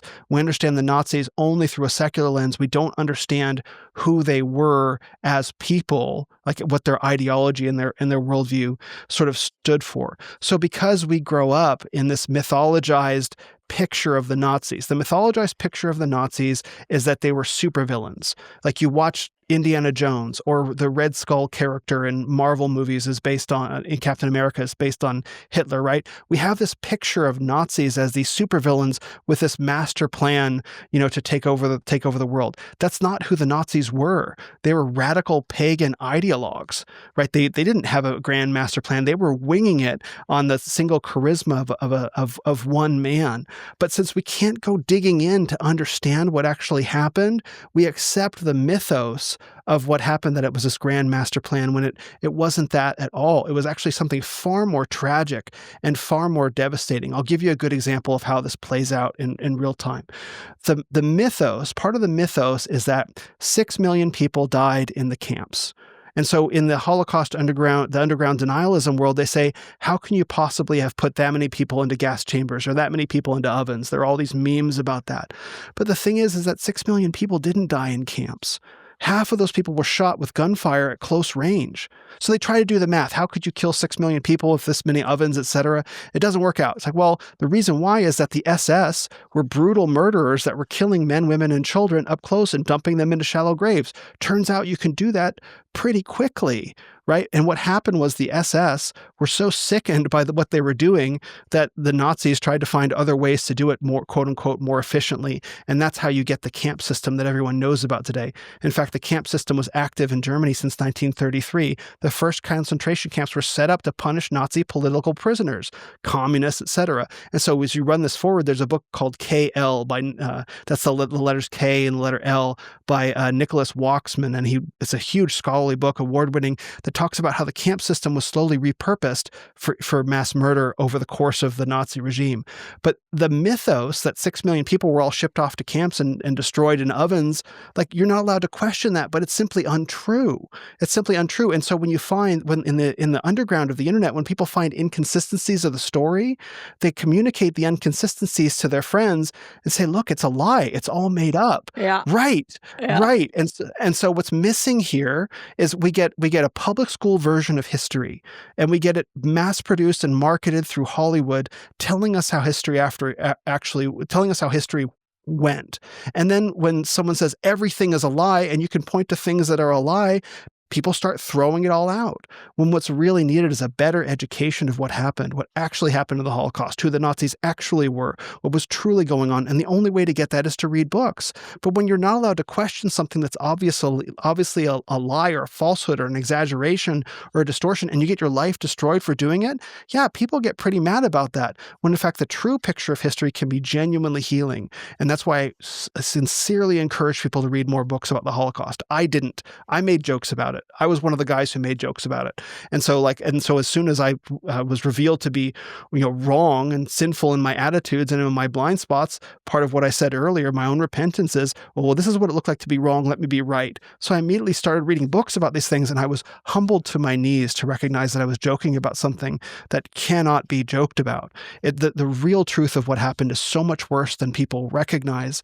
It's so much more serious and so much more human and real in its tragedy. But people need to get that actual story rather than believing just the public school Hollywood version of what happened. What is the public Hollywood version of what happened? Because I remember having a very raw and real experience learning about the Holocaust. Humanities senior year, we read Holocaust survival books. Great. Oh God, what's his Fantastic. name?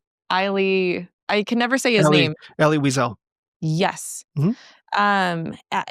We read his book, and I still have it burned in my mind, like parts of his book. I remember Mr. Smith in our English class reading excerpts from a little boy who survived the Holocaust, and it's burned in my mind what they went through. And of course, Schindler's List. You have Anne Frank.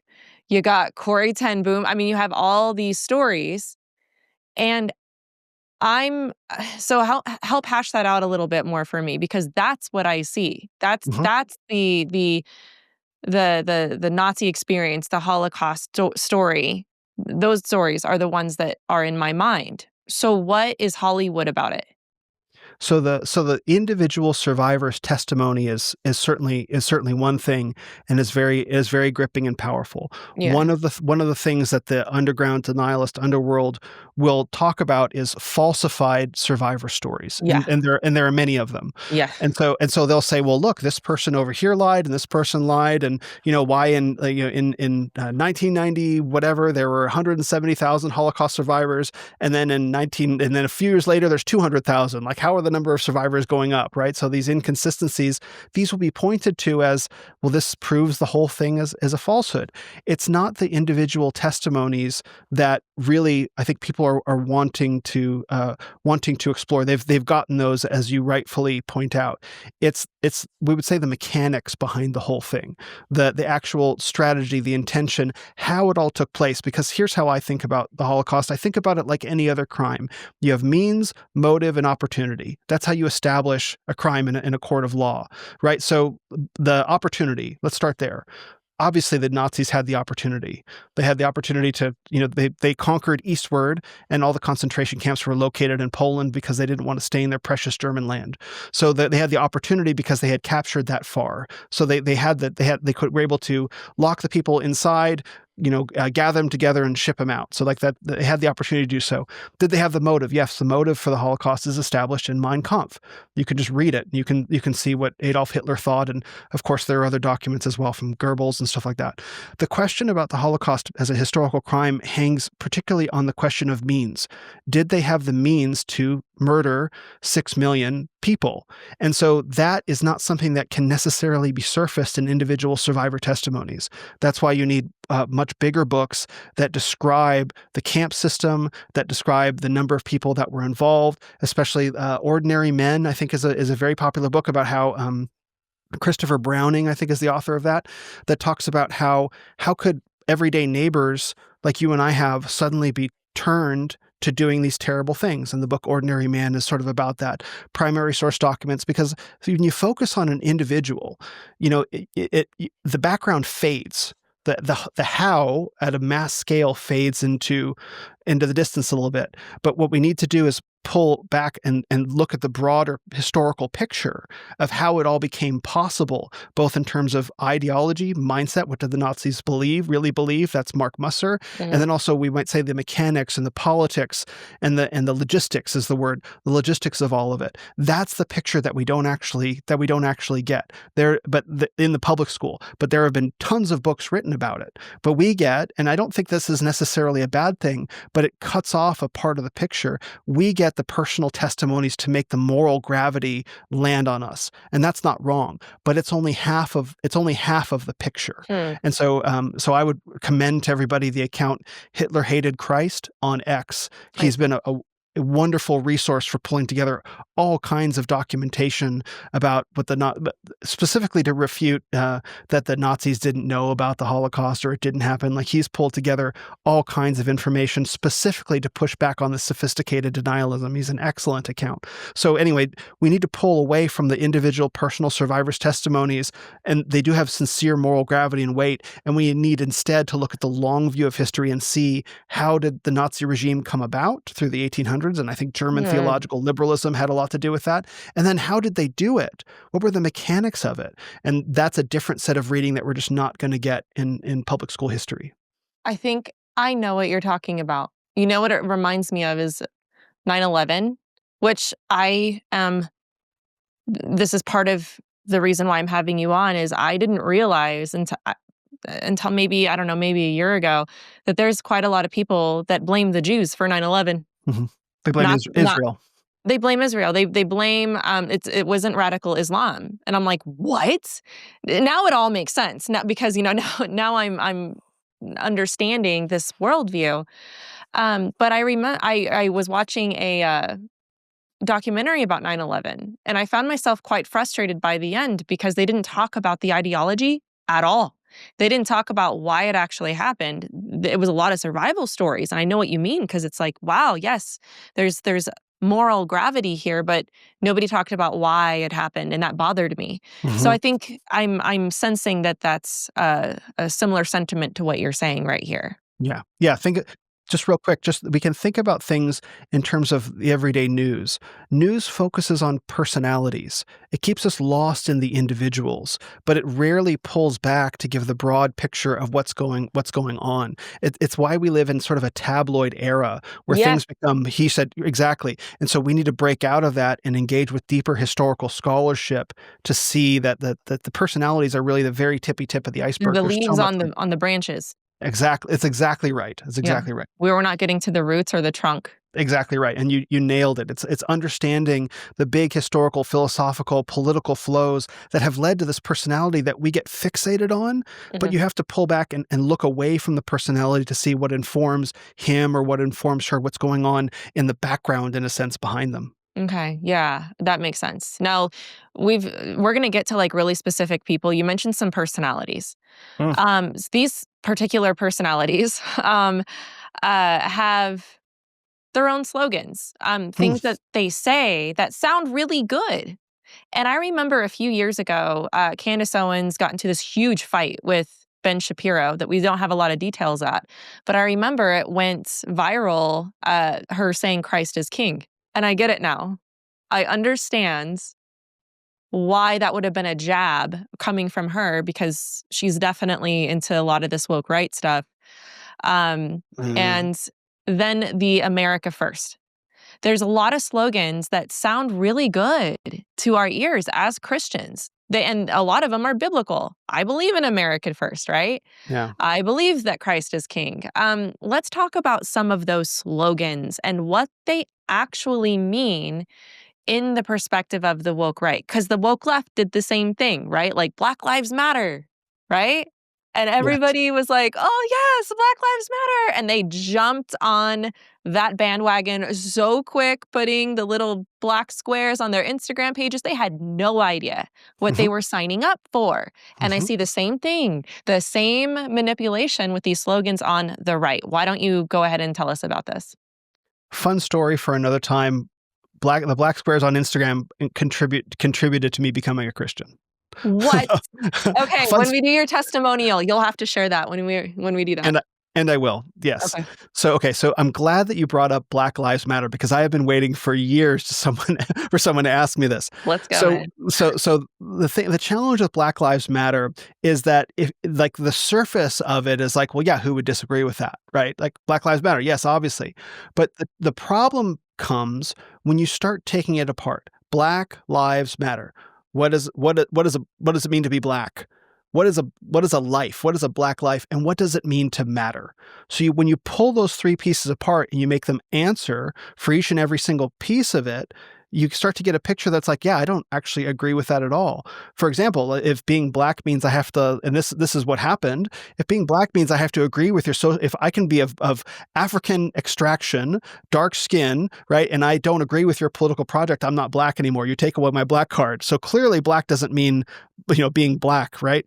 What is life? What does it mean to be a black life? Well, when you look at abortion in the black community, does that count as a black life? Well, clearly it doesn't, right? And what does it mean? What does it mean to matter? What does that really mean? And it's sort of a secular conception. It's not a Christian conception rooted in being made in the image of God. It's something else entirely. So once you start taking these slogans apart and examining each word and making the people who are professing the slogan answer for the pieces of it, it becomes like you watch them run pretty quickly, actually. So let's do America first. When you say America first, like, yeah, okay, I think America should be first, but what do you mean by America? Like, what's precise, and then what do you mean by first, right? And just, America, like they can probably answer for that separately. But the problem with America first is that it also means America first and America only. There's a way in which not only are we first, but you are second. Right? It's two different statements wrapped into one. It's that we are supreme, we are superior, and you are inferior. And that's what's baked in. And so when you start taking these slogans apart, you find something that is, it may be agreeable on the surface, but the actual ideology underneath it is not agreeable at all. And that should be applied to every slogan. So Christ is king. So like Christ, okay, who are you talking about? Like if I pull some verses out of the Bible, right? If I pull, say, someone from Paul's epistles. Hi, everyone. I wanted to lend a bit more context around three terms: Christian nationalism, America first, and Christ is king. Now, I'm hardly the person to steelman these three positions. However, I would like to share with you how I see these terms move through the dialogue, because I think there's more to them than meets the eye. Christian nationalism, America first, and Christ is king all have a Gnostic quality to them. There's a surface level meaning that the uninitiated can see and perhaps agree with, but then there's a deeper level of meaning that only the initiated can understand. And when these three terms get used, often it's that initiate layer of meaning that's being used. So let's take these three terms apart. Let's start with Christian nationalism. Now, Christian nationalism is a very complicated discussion that in many ways predates some of these woke right discussions. But I think it's relevant to this because a lot of people who are part of the woke right will call themselves Christian nationalists. So what are the two levels of meaning? The first level of meaning, the surface level of meaning, which is one that I happen to agree with, is that America should return to its roots as an explicitly Christian nation founded on a Christian worldview. The founding documents, the Declaration of Independence, the Constitution, and the Bill of Rights all spring out of an explicitly Christian worldview, and many of the founding fathers, in fact, the vast majority of them, were themselves faithful and devout Christian believers. So in a sense, there's a way in which Christian nationalism means we should return America to its origins as being a Christian nation. Okay, so let's go to the deeper level of meaning of that. The deeper level of meaning of that has to do with the pragmatics of that. So yes, of course, Will, that sounds like a wonderful idea. We would all like the United States to return to a more Christian worldview, Christian view in governance and in culture. Fine. But there is the tiny problem that there are millions of people that are not Christians who currently live in America. And so what do we do about that? There's two different aspects to answer this question. First, which is the view that I hold, is that the nation should be evangelized. Christianity should be preached in the public square, and the nation should be brought to Christ. I believe that's the Great Commission, and I believe that we as Christians should be doing that more openly, because if everyone else is believing in false religions, we should want them to believe in the true religion. We should want them to have the gift of faith in Christ as well. And so in some sense, you can make a Christian nation by making everyone in the nation a believing Christian. And this is a sort of top-down approach. It percolates up from the bottom of American society to the very, very top. And I think there's a lot of precedent for that in human history. But there's another version of Christian nationalism that doesn't believe that the bottom-up approach can happen fast enough for the challenges that we're facing.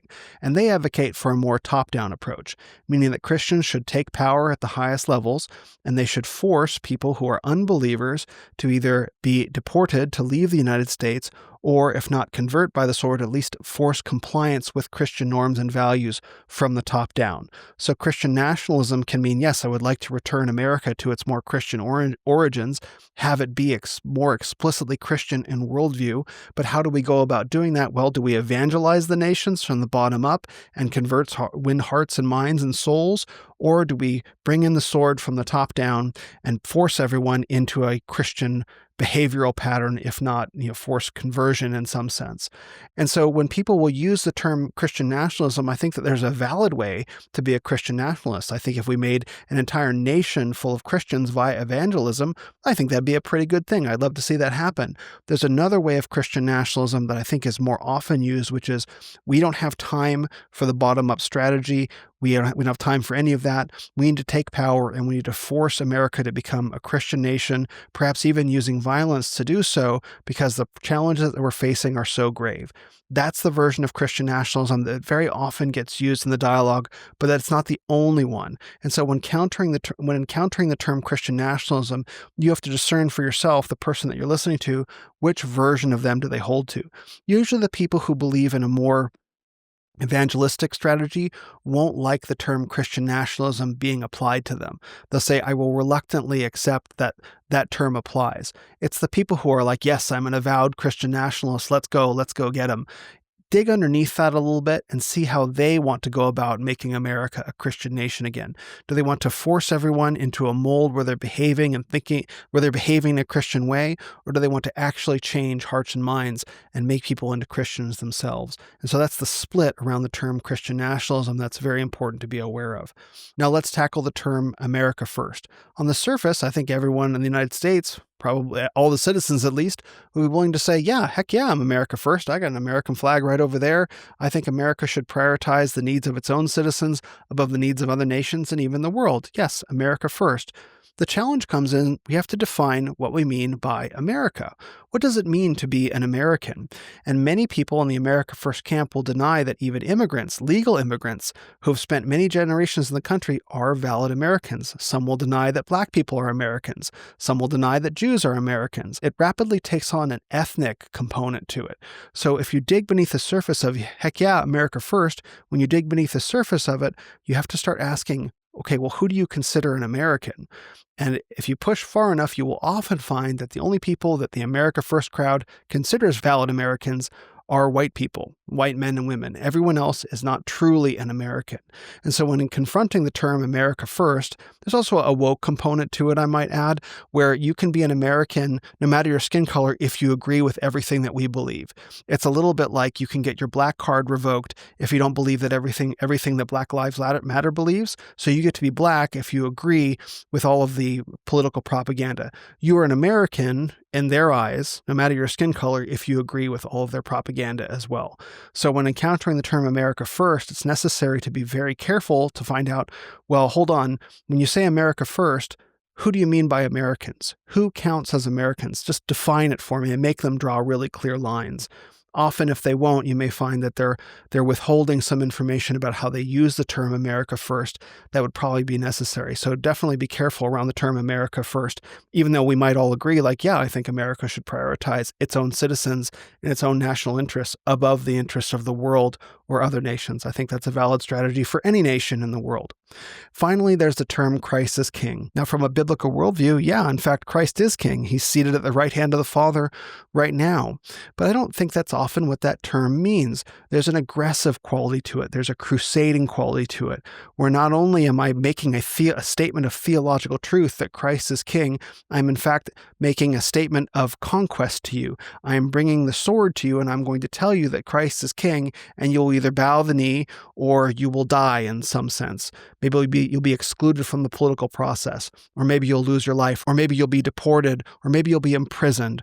Christ as King has a crusading aspect to it, has a persecuting aspect to it, particularly to Jews. It's making a statement to the Jews who rejected Christ to say, in fact, Christ is King. That is most often how that term is used. So yes, of course, on the surface of it, Christ is King. In fact, I have a water bottle with a bumper sticker on it that says Christ is Lord.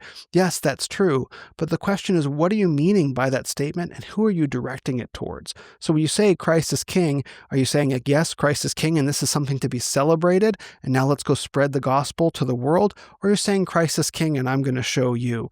In fact, I'm just going to show you, Jewish people, that Christ is the actual King and you are actually wrong. And I think that is the wrong strategy. I think it's a broken strategy. I think it's a flawed strategy that will lead nowhere. And so when encountering the terms Christian nationalism, America first, and Christ is King, you have to be very sensitive to how these three terms are being used. Are they being used in this is just the surface meaning of the text? Like, yeah, okay, I think we could have a Christian nation. Yeah, okay, I think America should come first. And yeah, of course, Christ is King. Or is there a deeper level, Gnostic, initiate level of meaning that you're encountering in the dialogue? So be very careful when you run into these three. Always ask deeper questions. When someone says that they're a Christian nationalist, ask, well, what do you mean? How do we get to that state of being a Christian nation? What methods would you employ? When it comes to the question of America first, like, okay, great. Who are Americans? What counts when it comes to being an American? And finally, Christ is King. It's like, amen, Christ is King. And what does that mean for other religions? And then you can get a sense whether the speaker using these terms is using them in the straight up, no nonsense direct capacity, or whether they're operating with a deeper level of Gnostic information underneath.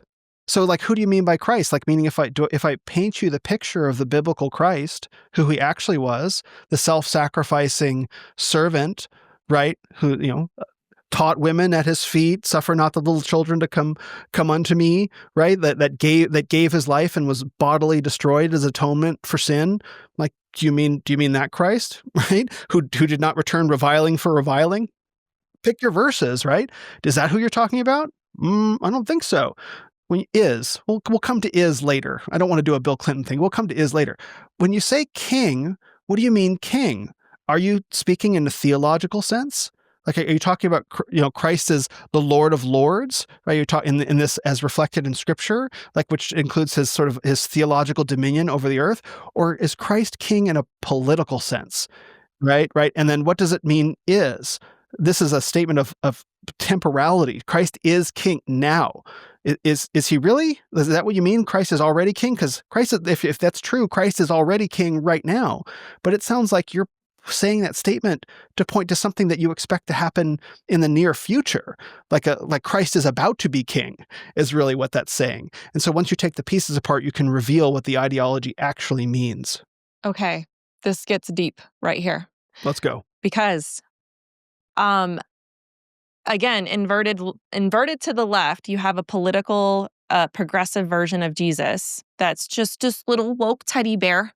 He's just there to have everybody at the table. But you also have a version of this on the woke right, and it's what you just said. Jesus is a political figure, and I remember in every theology, any theologian, any Bible teacher, right, will tell you that was the mistake that they made, that the disciples made, that a lot of people made, is that they thought Jesus was to come and establish a kingdom here on earth as a political figure. Mm-hmm. Okay, now this gets into eschatology, because we see this, and there's a spectrum of the woke right? We see that there's all kinds of different people that maybe don't even like each other, but they still fit on this spectrum, where some of them might be really patriarchal reform dudes, which we'll get into in a second, and others are political commentators, right? But all of them say that they're Christian, and they have this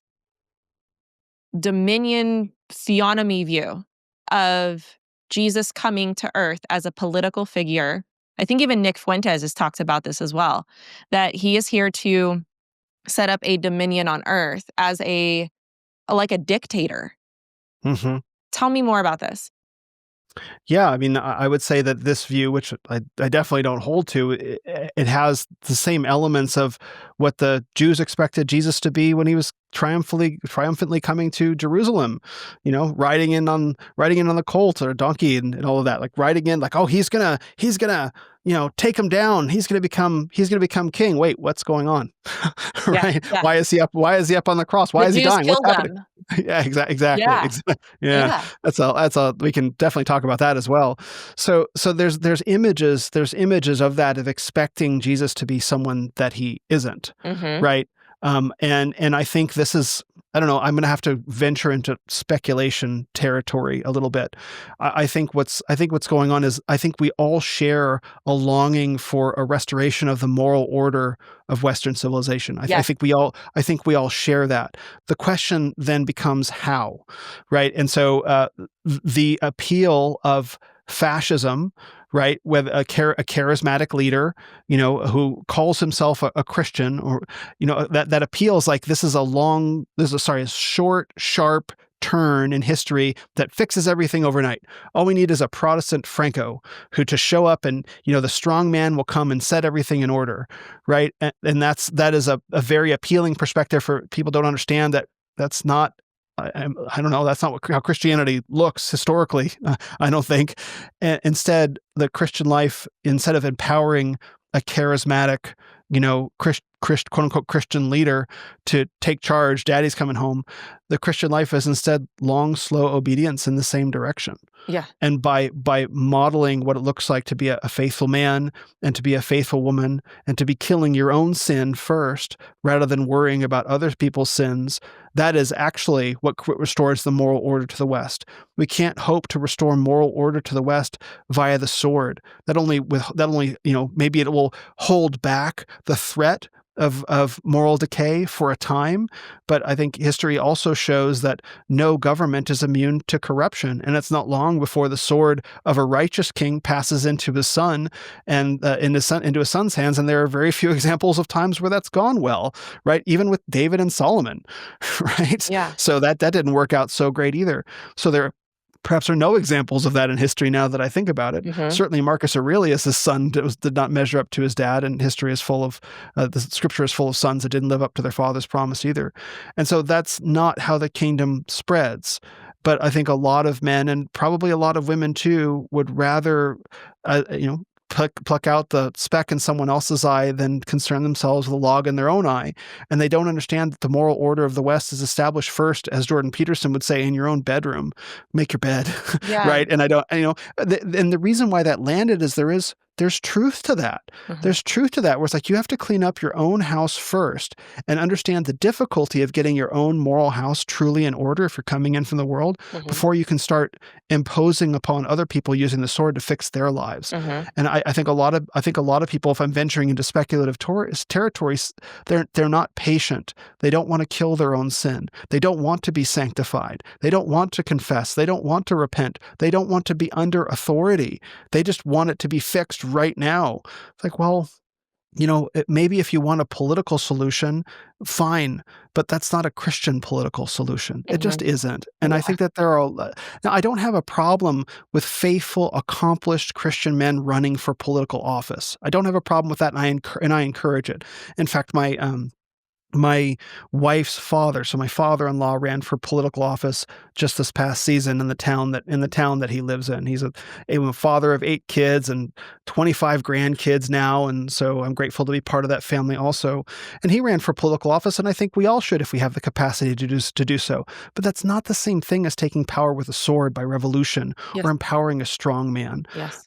And I think political office, being rewarded with authority, is the blessing of a life faithfully lived, not something you can take in your own strength. And too many young men who've not been raised properly by fathers want to take in their own strength because they are young men and they have a lot of physical strength and not a lot of wisdom. Can confirm, I was a young man. Yes. Still am. I want to backtrack a little bit to one more question about a slogan I want to ask you that I keep hearing everywhere, but then I want to bounce back to this because this is a really important thing that we're talking about here. Yeah. But one thing I keep hearing everywhere, and you even joked about it in the beginning, is just asking questions. Yeah. But why is this such a slogan that's linked to the woke right? Yeah. And what does it really mean? Right. So just asking questions is an attempt. Like there's a way. It's like the slogan. You nailed it. Like there's a way where that's just used to say like, well, I'm allowed to question things. That's true. You are, in fact, allowed to question things. I don't have a problem with questioning anything. And I think the one event in history that I think should be questioned, right, is the crucifixion of Christ. Most important event in human history, totally stands up to scrutiny, as well it should, right? We should be able to investigate these things to find the truth of them, and the truth will stand. The problem with just asking questions is, again, let's take it apart. Are you just asking questions? Like, because I notice that there's a direction to your questions, and when I present you with other questions to ask, you don't like those questions. If you were just asking questions, then why are some questions off limits for you? If you're just asking questions, why can't I question you asking questions? Right? I'm just asking questions. I tend to get, right, asking. I don't think you're actually asking. I think there's a way that you're framing the question that's attempting to lead the witness, as they say. So you're not just asking questions. Yes. You're trying, right, exactly, right? And just asking questions. Like, I think that you have an answer. I think you're leading people to answers. It's not just asking questions. I am actually leading people to answers. And so, again, take the slogan apart, and you see that it falls apart. Now, sure, I'm sure there are some people who are like, yeah, I am literally just asking questions. And if someone is literally just asking questions, again, by being historically informed, by reading books, you can point them to other questions. It's like, here, okay, if you're just asking questions, read this book because this speaks to the questions. No, I don't want to read that. Yeah. Well, why not? It's like, I don't have time. What do you mean you don't have time? Like, of course you have time. Read 10 pages a day. You can finish a 280-page book in a month if you read 10 pages a day. I don't have time. Yes, you do. You just don't want to because you're not actually just asking questions. Yeah. Yes. It's like a manipulation. I can't remember what religion it is. Maybe Mormons? I can't remember. But it's very culty. Okay, there's something very. Which one could it be?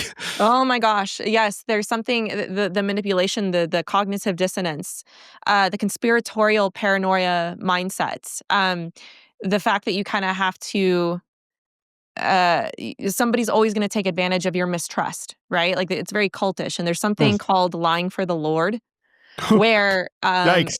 yeah, right. Okay, this is what it reminds me of though, is what they'll do is.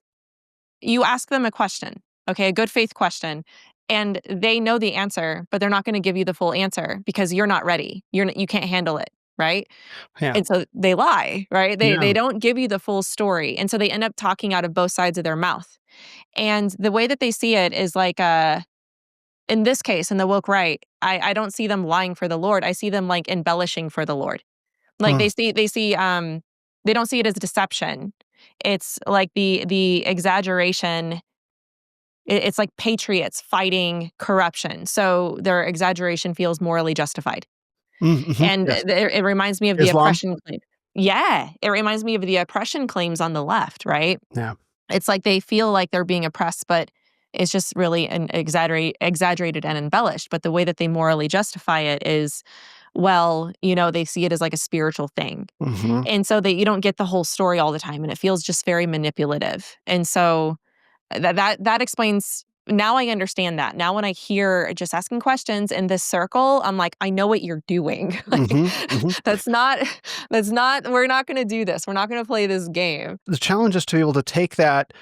I know what you're doing, but like I could feel it, but I can't articulate it, is to think it down into little bits. Okay, now I can articulate exactly what you're doing in a way that's simple enough for a 5-year-old to get it. Yes. That's what's required. It may not work, but it's required.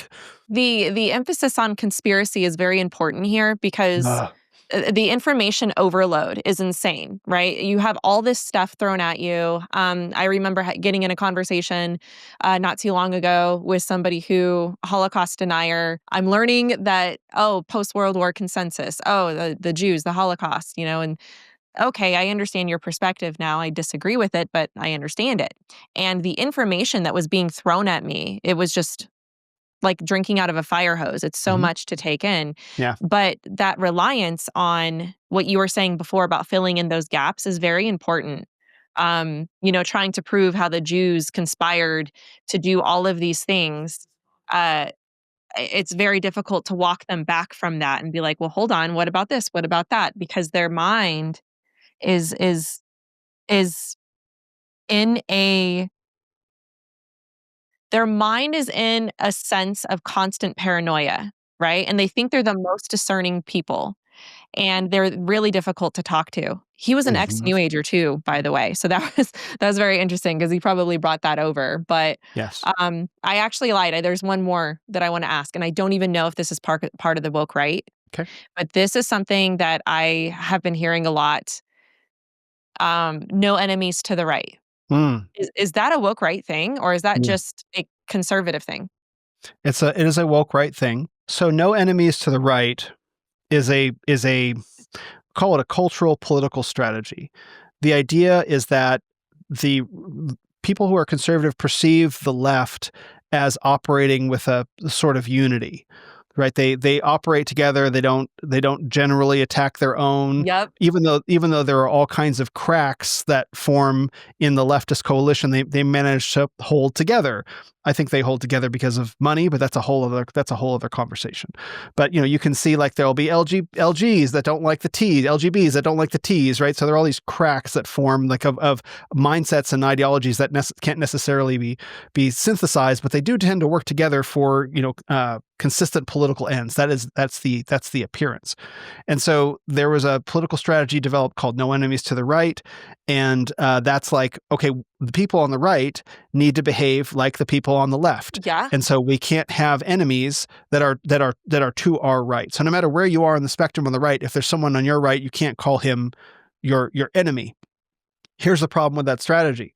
The left has no consistent system of morality. They don't have one. It's all relativistic, right? They're not accountable to any standard outside of themselves. I don't know that I would call everyone on the left evil, but if you're operating outside of a moral framework and you think that a moral framework is not accountable to you, you are not accountable to a moral framework, or the moral framework doesn't apply to you, rather, you will act in evil ways. You will act in sinful ways, surely. And so, in a sense, they're behaving with a certain form of moral consistency. They're behaving consistently immorally because they don't care. The right is different. The reason what makes the right different from the left is we have a moral standard that we are accountable to, particularly if you're going to say Christ is king. Scripture's pretty clear. There's a thing called the 10 Commandments, right? And these are all elucidated all throughout Scripture, and particularly in the New Testament as well. So we are accountable to that, particularly if we call ourselves Christians. So if there's a man to my political right who's behaving in an anti-biblical, immoral way, maybe he's not my enemy, but like I should be calling him out. But then they will say, you can't do that because you will undermine our ability to win. And that is what net or no enemies to the right is. It's not a theological or moral approach. It's a political strategy. The idea, again, going back to what you said earlier, is that power needs to be taken by force, by deception, by lying, by excusing, some of the radicals to the right and just letting them do immoral and amoral things because we have to win to retake the West. And my response to that is like, if we quote unquote, retake the West by being immoral, how does that make us any better than the left? It doesn't. It makes us exactly the same. Hence why it's called the woke right. Yes, bingo. Yes, like it's inverted. And this is where I think you're really onto something with we have to see this from a Christian worldview perspective because it's spiritual. Yes. This whole thing is spiritual. Something really quick that I want to add in here that I didn't get to specifically ask Will about, but is something that I have had private conversation with him about, is this whole belief system in the woke right that's built on vibes and feelings, like intuition over evidence. This is a very big feature of the woke right. So I'm going to take some of the things that he has shared with me in conversation and add it here because I think it's very relevant. So basically it draws from the conspiratorial feature of the woke right that frames itself as possessing secret insight, like hidden knowledge. This is where it gets really esoteric and even Gnostic. They have knowledge based on their intuition, feelings, and vibes that regular Christians and conservatives can't see. That means the feeling that something resonates or feels true or has a vibe of truth to it or whatever becomes more important than whether it actually is true. Another thing about this is that these vibe checks allow them to contradict themselves without anybody noticing. If your belief system is grounded in evidence, contradictions matter. But if your belief system is grounded in vibes, then contradictions don't matter at all. And you can get away with a lot of inconsistencies. And the last thing I'm going to add here is that this emotional thinking creates dependency on the influencer. This is a big deal. Will actually gets into this later in the interview, but basically influencers on the woke right need followers to rely on their intuition and emotional charisma. This is part of the reason why people follow them. If their audience starts thinking critically, then this spell totally breaks. But they give the illusion that they are in the know, that they are more awakened and enlightened than those other people. So the influencers train the followers to trust the leader's outrage, the leader's hunches and vibes, the leader's mystical interpretations of current events. This also plays a part in the patriarchal nature of the woke right, where men are looked at as having more of this enlightenment. There is an irony to this, though, where a lot of the men in the woke right will chastise women for being more emotionally tethered to their conclusions, yet here we are talking about how vibes and intuition and conspiracy based on basically your manly hunches or whatever is to be taken seriously. I do think there is a great irony with this. All right, now the next thing I want to ask you about is something really important that I didn't give much thought until I saw it play out with the Reformed community. And it's been a very vague, really annoying term, Christian nationalism. Okay, because for a while now, I have not been able to really define this. It's kind of floating out there, right? It's this derogatory term that didn't used to be derogatory, but now I personally am having a big check in my spirit about that whole term, because I see a lot of white reformed bearded dudes falling for this. And it's not just, it hurts, it grieves me. I'm not reformed, but I look at a lot of my reformed brothers and sisters as like, man, you guys don't mess with a lot of the stuff that a lot of the church messes with. And here they are spearheading white supremacy and Christian nationalism. Can you tell me why reformed folks are falling for this? I'm glad you asked. And I think a lot of it goes back to COVID. And I think I'm in my own way part of this story as well. Okay. So a lot of people have become interested in Christianity since 2020, me being one of them. I have a long story that brought me to that point. It wasn't like just I woke up one day and the world was a mess and I was like, well, the one thing I'm told not to be as a Christian, so maybe I'll look into that. It was 20 plus years of a devoted search for God that led me to him. But nonetheless, I found myself in a crowd of people that were asking many of the same questions at the same time. And so in 2020, I became a Christian. I was in Idaho. I flew back to Phoenix, and I started looking for a church. But what did I find? All the churches were closed. They were all closed, right? Especially the ones near me. And it wasn't until about a year later that I was at a manosphere conference called the 21 Convention. I was speaking there. I had become a Christian. I was talking about Christianity, but I didn't know a whole ton about it. I wasn't like, I'm a Christian now, so listen to this. It was just like, this is what I believe, and I'm in the process of learning.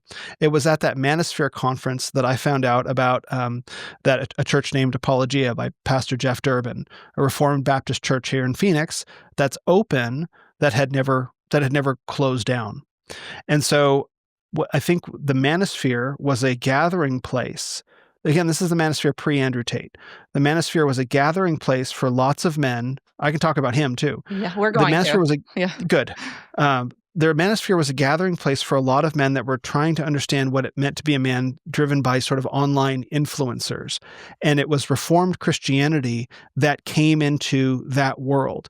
And Reformed Christianity had a lot to say, especially about the family. It had a lot to say about, about politics and culture, and Reformed churches were open. And so the manosphere, there was a bridge built between the manosphere into Reformed Christianity specifically. And a lot of men flowed from the manosphere into Reformed circles, bringing their manosphere ideas with them. They're misogynist, right? They're ethnic supremacist. Extreme right? patriarchy.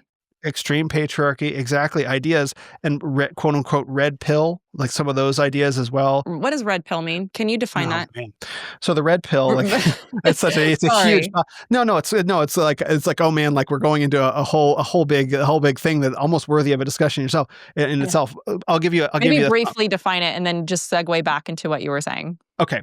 So the red pill is a series of beliefs that tries to explain why and how the family has been destroyed and why it's so difficult to get married these days, essentially, right?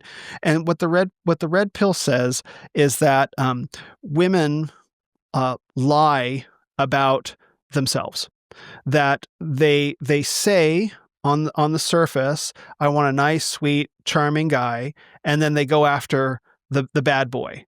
And so the red pill says there are a lot of young men that have been raised by mothers, probably many feminist mothers, many single mothers especially. I want you to be a nice, sweet, kind boy. And so that guy grows up and he tries to become a nice guy he's trying to do what he's told and what his culture has told him to do. And he finds himself unappealing to women, or he gets into relationships and he finds himself broken up with, and then the woman goes after the bad boy, right? And so the red pill says the reason why that happened is that you've been lied to about masculinity. You've been told to be the nice guy. Instead, you need to be the bad boy, Ubermensch, master of your domain. Okay. And that's how you will get the woman that you want and take back and conquer the world. So Andrew Tate, Nick Fuentes. Yeah. So, okay, got it. So the different. This is the interesting part. Andrew Tate doesn't talk about marriage. But neither does Nick Fuentes for that matter. That's a whole other thing. Mm-hmm. But they're not talking, and this is why the manosphere died, and this is why it deserved to die, because the manosphere could not give men a purpose in the family. Because if you believe that women are broken and they're wrong and they're liars, you can't, with the other hand, say, and you should go get married, and right? And she's just going to leave you anyway, bro. She's just going to leave you and take half. So don't get married. Be a single guy. Be based with your other bros and, get jacked and make a lot of money and then sleep around. And it's the women's fault that everything's a mess, right? Oh, it sounds so opposite. It sounds like feminism, like inverted feminism. It's exactly what it sounds like. Oh, yeah. The red pill, the manosphere is the son of the single mother of feminism. Very much the case. So, okay. So that's kind of the arena. And a lot of these reform dudes went in there. And then what happened? Well, so you can probably see all these ideas entering into the reformed world. So you have red pill man. Bingo. And so that's what you're looking at. You're looking at men flowing from the underworld of the internet through the manosphere into specifically reformed circles beginning in 2020. And here's the real problem. This is the real problem of what went on. We're in the age of the influencer. And a lot of pastors made a conscious decision that in front of their churches, they are probably going to be pastors.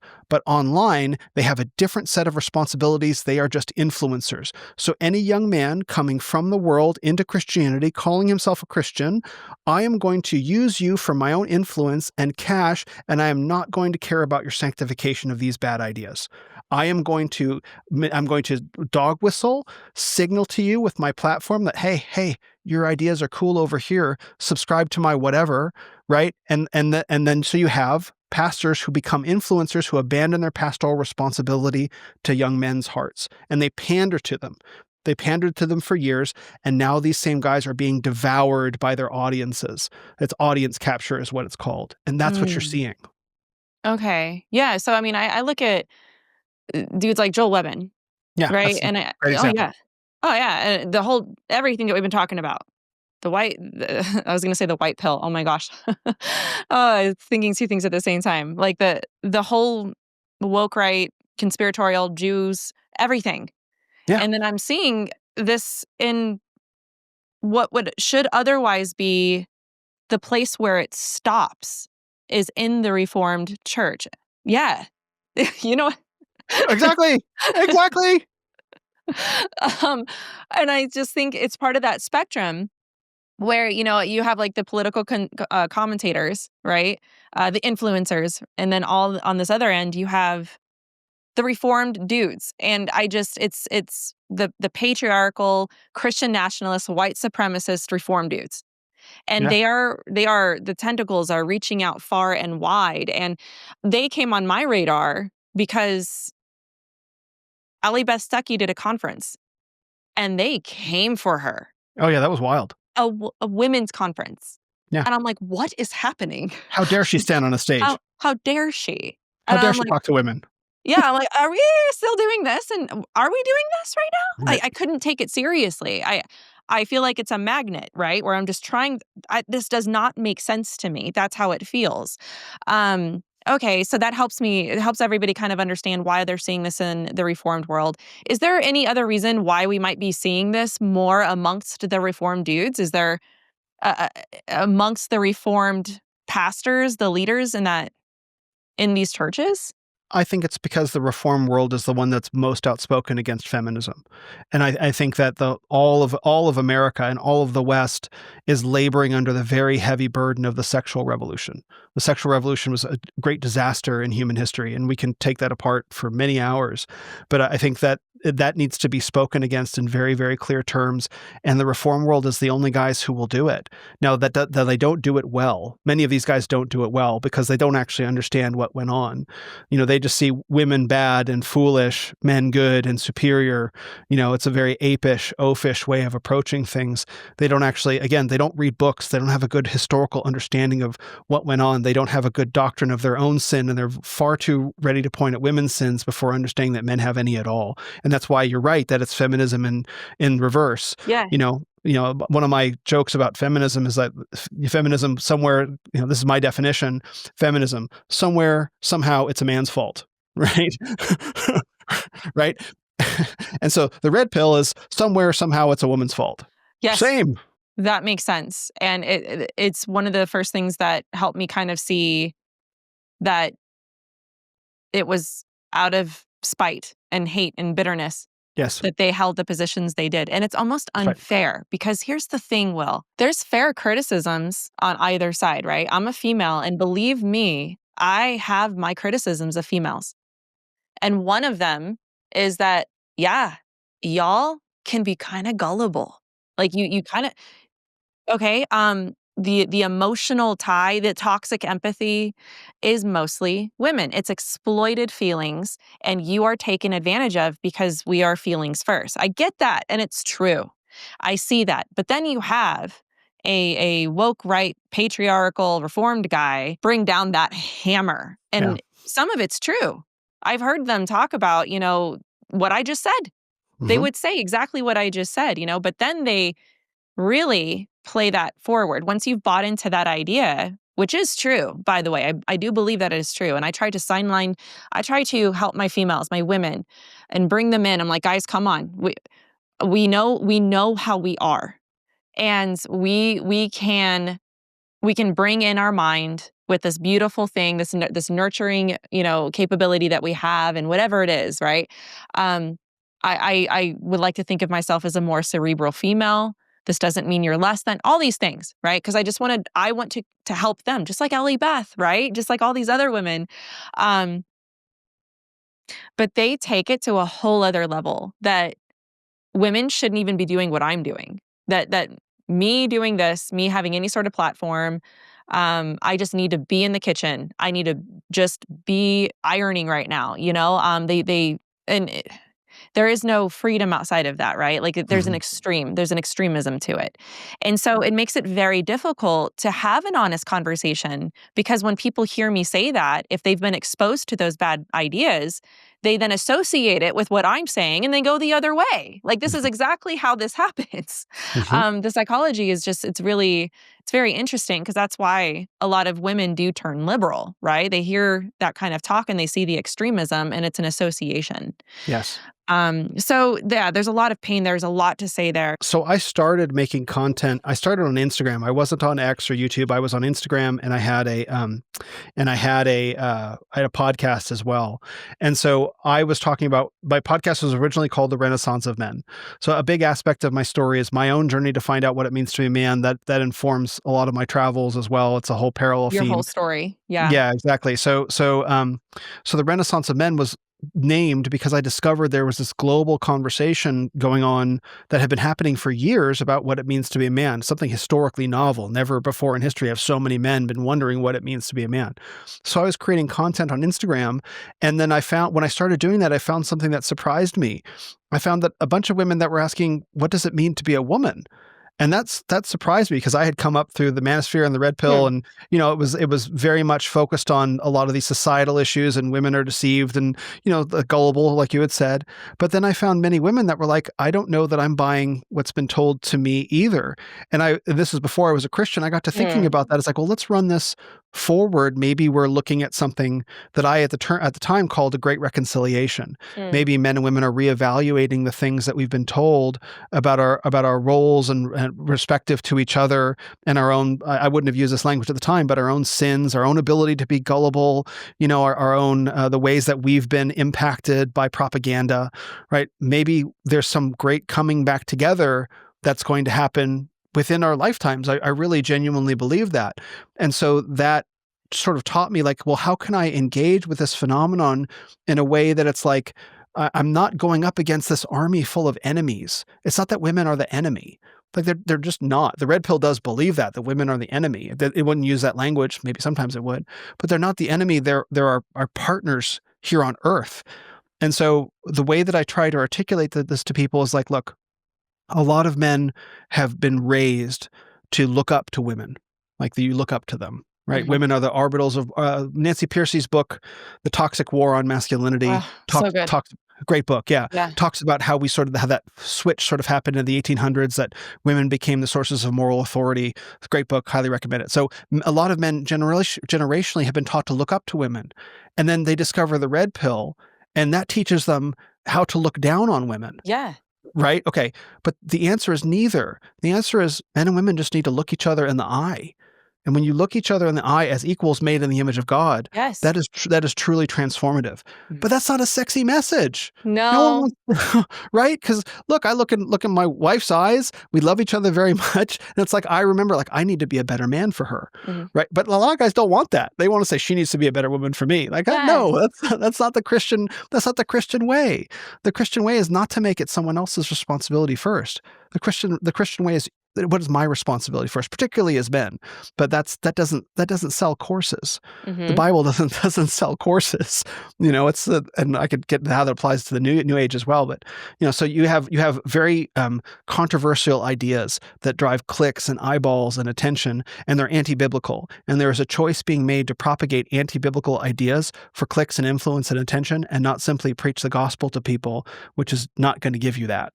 Yeah, no, that's so good. I'm so glad you added that. I have one more question, and then we're going to get into kind of like a rapid fire kind of question that I want to get to. All right, right now, politically speaking, you have people who might have a genuine issue with Israel, right? Where maybe they don't like how much money is being sent to Israel. Forget that there's other countries. Right? I mean, we're focusing on a country the size of New Jersey, right? In the middle of the Middle East. And it's hyperfixated a lot because of this ideology, because of this worldview and this perspective. I get it. I've had conversations with people who love the Jewish people, but they're like, yeah, I kind of disagree with this policy or whatever. But now it's like, oh man, if you do that, you're all of a sudden maybe looked at as anti-Semitic, which feeds into the woke right narrative. I'm Right. wondering if you have, I'm wondering if you have any commentary, any wisdom for viewers on this who might be struggling with that. I think the first thing that everyone needs to do, I have a bunch of answers that I want to give to this question. So this is the first one. The first thing that everyone needs to do is actually start reading about Israeli politics. Like, it's not that Israel is some monolithic liberal vampire squid that has latched itself on to America. Yeah. Like, Israel has very deep political divisions between liberalism and conservatism within their own country. Within their own country. And there is a picture that's portrayed that Israel is the source of all the wicked Jews. I don't think I answered your question about that, like what they say about my family. I think you asked about that earlier. Maybe we can get to that as part of this. But Israel is, this entirely run by liberalism, and it's all about exploiting the United States to subvert the West, to elevate itself as the center of global power on earth. I think that's the woke right narrative that a lot of people aren't saying. You see that a lot. People worrying about eschatological things. They're going to sacrifice the red heifer and build the third temple and stuff like that. It ties into that as well. So I think it comes from a misunderstanding of what's actually going on in Israeli politics. And so when you actually look into Israeli politics, there's a great book called The Virtue of Nationalism by Dr. Yoram Hazony, and he talks very movingly and very clearly about, like, these are the things that Israel has been dealing with in itself for a very, very long time. And so one of the things that's really important to do when someone is being dehumanized in front of you is to rehumanize them. You don't rehumanize them for the purpose of being sympathetic or even or toxically empathetic with them. You rehumanize them for an attempt to understand them so you can have a proper response. Because when you dehumanize somebody, your response is to make them into a villain. But when you rehumanize, it's actually a reaction. But when you rehumanize them and you seek to inform yourself about what actually went on, the response becomes that you go from reacting to responding. And so then you can actually know how to respond properly to the scenarios around you if you don't accept the propaganda that's spilled at you from both the left and the right. On the left, it would be, we must pledge our support to Israel above all costs because history. And on the right is, we must destroy Israel at all costs and empower those who are because Jewish moral subversion, right? And it's like, well, what if neither of those are true? And what if this is entirely driven by our own ignorance of this very particular ally in the Middle East that serves a critical role and is a part of American history in its own way? And so, like, to criticize any nation state, its politics, I think, is on the table. Yes. Right? But are you criticizing the nation state because you actually want to criticize out of hatred the people who live there? Right? Those are two very different things. Right? Like, I'll just pick a random nation. I can criticize the nation of Peru, which I've been to, and I can make, I'm not going to, but like, I can say, like, I have all these problems with Peruvian politics without hating the Peruvian people. But that's not what's happening here. It's that people don't want to admit that they have a conspiratorial Jew-hating worldview that views Jews as the source of all evil on earth, Israel as their seat of power, and the seat of power that they exert over people in America. 100%. And so the criticism of Israel is intended to go through Israel as a screen and land on the Jews more broadly. Yes. And that's pretty obvious from the person speaking generally, because and it's like, oh yeah, that's a fair criticism versus when someone says, there's something about that I don't like that you just said. I can't put my finger on it, but it's in there. And my rule is, if it feels weird, then it is weird. Yes. See, and this explains a lot about what we'll see or what we have seen in some influential spaces, because it's always working from that worldview back, right? Bingo. So if the Jews are responsible for everything, you have to start there first, then build back into what happened, like the assassination of Charlie Kirk. Charlie Kirk, exactly. The Jews must have done it because the Jews are behind everything. Exactly. So I'm hoping that this helps everybody understand the why. And my biggest prayer and my biggest hope, I have prayed so hard for people who are falling for this and don't realize that they're falling for it. They believe somebody like Candace Owens and they think that she's onto something, but they don't get the ideology behind her claims. And they think it's not true. She's working from this worldview. Okay. And that's why it has to be Egyptian planes. It has to be TPUSA. It has to be the Jews. It's always the Jews, the Israelis, something, because of this. And that's why she said Christ is king and stormed out the door at Turning Point USA. It was happening even back then. People that went gaga over that, Christians, even me, I was like, yeah, go Candy-O. You know what I mean? Same. I had no idea. That's right. That's and right. it's exactly what the left did with these slogans. I mean, I don't think they actually, this is why it's spiritual. I don't think they went out there, and I don't think Candace Owens thought, you know what, I'm going to, Nick Fuentes, America First. I don't think that they made up these slogans thinking I'm going to push. Well, no, maybe they did. Like pushing their ideology, right? It's not like they all conspired together to do it. It's spiritual, right? You're talking about this foundational worldview that has informed these slogans, that has informed these things. And then people come and pile on and agree without realizing that they're adopting this ideology along with it. I want to give you another answer to your question about Israel, if I can. Sure, go ahead. Yeah. And this will involve telling a bit of a travel story, if I can do that. Go ahead. Yeah. Okay. We're here for it. So on the very first, when I left the United States in 2016, first place I went was Argentina. I flew to Buenos Aires.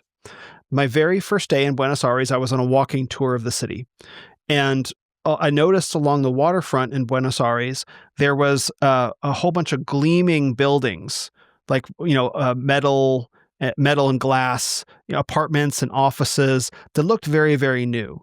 And I asked the walking tour director, like, what are those? Because they looked empty. He said, China bought up that land and they filled in, and then they built all of those buildings. So that all that stuff is owned by China. And I was like, okay. This was March of 2016. Fast forward 4 years. Sorry, no, fast forward 3 years. I'm in Nepal. I had just done the Annapurna circuit, which is like a 12-day hike, through the heights of Nepal over the Korongla Pass, and it's a wonderful, wonderful journey through Nepal, which is a beautiful country. As I'm taking the bus back to the town that I'm going to get another bus to Kathmandu from, I noticed that as we're driving down the mountainside, there are all these big signs, like work site signs, like big billboards with Chinese writing on them, right? And so I've seen, like, we passed 1, 2, 3, 4, and I asked somebody, what are all those signs? Oh, those are all hydroelectric dams that are being built by China to power Nepal's infrastructure for the next generation. When I was in Sri Lanka, I was in Sri Lanka, and I was told while I was there, I didn't ask, that they had gotten an upgraded cell network as a gift from the nation of China. They upgraded, like, at the time it was LTE or something like that was the level that was going on. Okay. When I was in New Zealand, there were laws being passed about foreigners being able to purchase real estate in New Zealand because Chinese nationals were coming and buying up New Zealand land. When I sailed in the South Pacific to an island nation called Vanuatu. I sailed from Fiji to Vanuatu. I was with other people on the boat. We sail in to the harbor, and I noticed that there's a giant shipping port in this small island archipelago nation, like third world. It's genuinely third world nation, giant shipping port. And I'm like, what's that? Like, oh, China built that $100 million shipping port in the nation of Vanuatu. And this is during the first Trump administration, bear in mind. Okay. Back in the United States, everyone in the media is screaming Russia, Russia, Russia all the time. Yeah. The rest of the world all the time right now is screaming China, China, China, China, China. China is the single largest geostrategic enemy of the United States. I have been to China. I traveled for 6 weeks throughout the nation in 2018. I traveled through a lot of different parts of it. I have a lot that I could say about the nation of China. The Chinese people, the mainland Chinese people, are lovely. Some of the nicest people that I've met in the entire world. So friendly. I wished I spoke Mandarin because they so badly wanted to talk to me. Yeah. But the government of China, when I was in Beijing, I was taking the underground. And there are all these Chinese soldiers stationed throughout the underground. And I'm used to going into a foreign country and, from having traveled, and the soldiers are looking at me because I'm the big, tall, white guy foreigner. The soldiers didn't even give me a second thought. The soldiers in China are looking at the Chinese people. So that is the nature of the Chinese government. It is tyrannical over its people. It is surveilling them through the application called WeChat, which I might add, Elon Musk has said he wants X to be that. He wants that to be American WeChat. Another conversation for another time. The nation of China is very rich, very powerful, and very determined. And so what you have in the United States with all of this focus on Israel is taking our focus away from a country that is genuinely in opposition to us, and that country is China. And I think all of this woke right focus on the nation of Israel is designed to distract Americans from the true nation that is genuinely competing with us for geostrategic influence. Absolutely, without a doubt. So the question is, when they're talking to you about Israel all day, ask, what are they not talking about? They're not talking about China. It's like this. Right? You know, if you're hyper fixated on one thing, then anything else that's going on outside of that is not even peripheral. You're not even focusing on it. And this has been, correct. I see what you're getting at with this, because it does make you wonder, how does anybody take somebody like Nick Fuentes seriously? Right? Like, I'm looking at this and I'm all, what is happening here?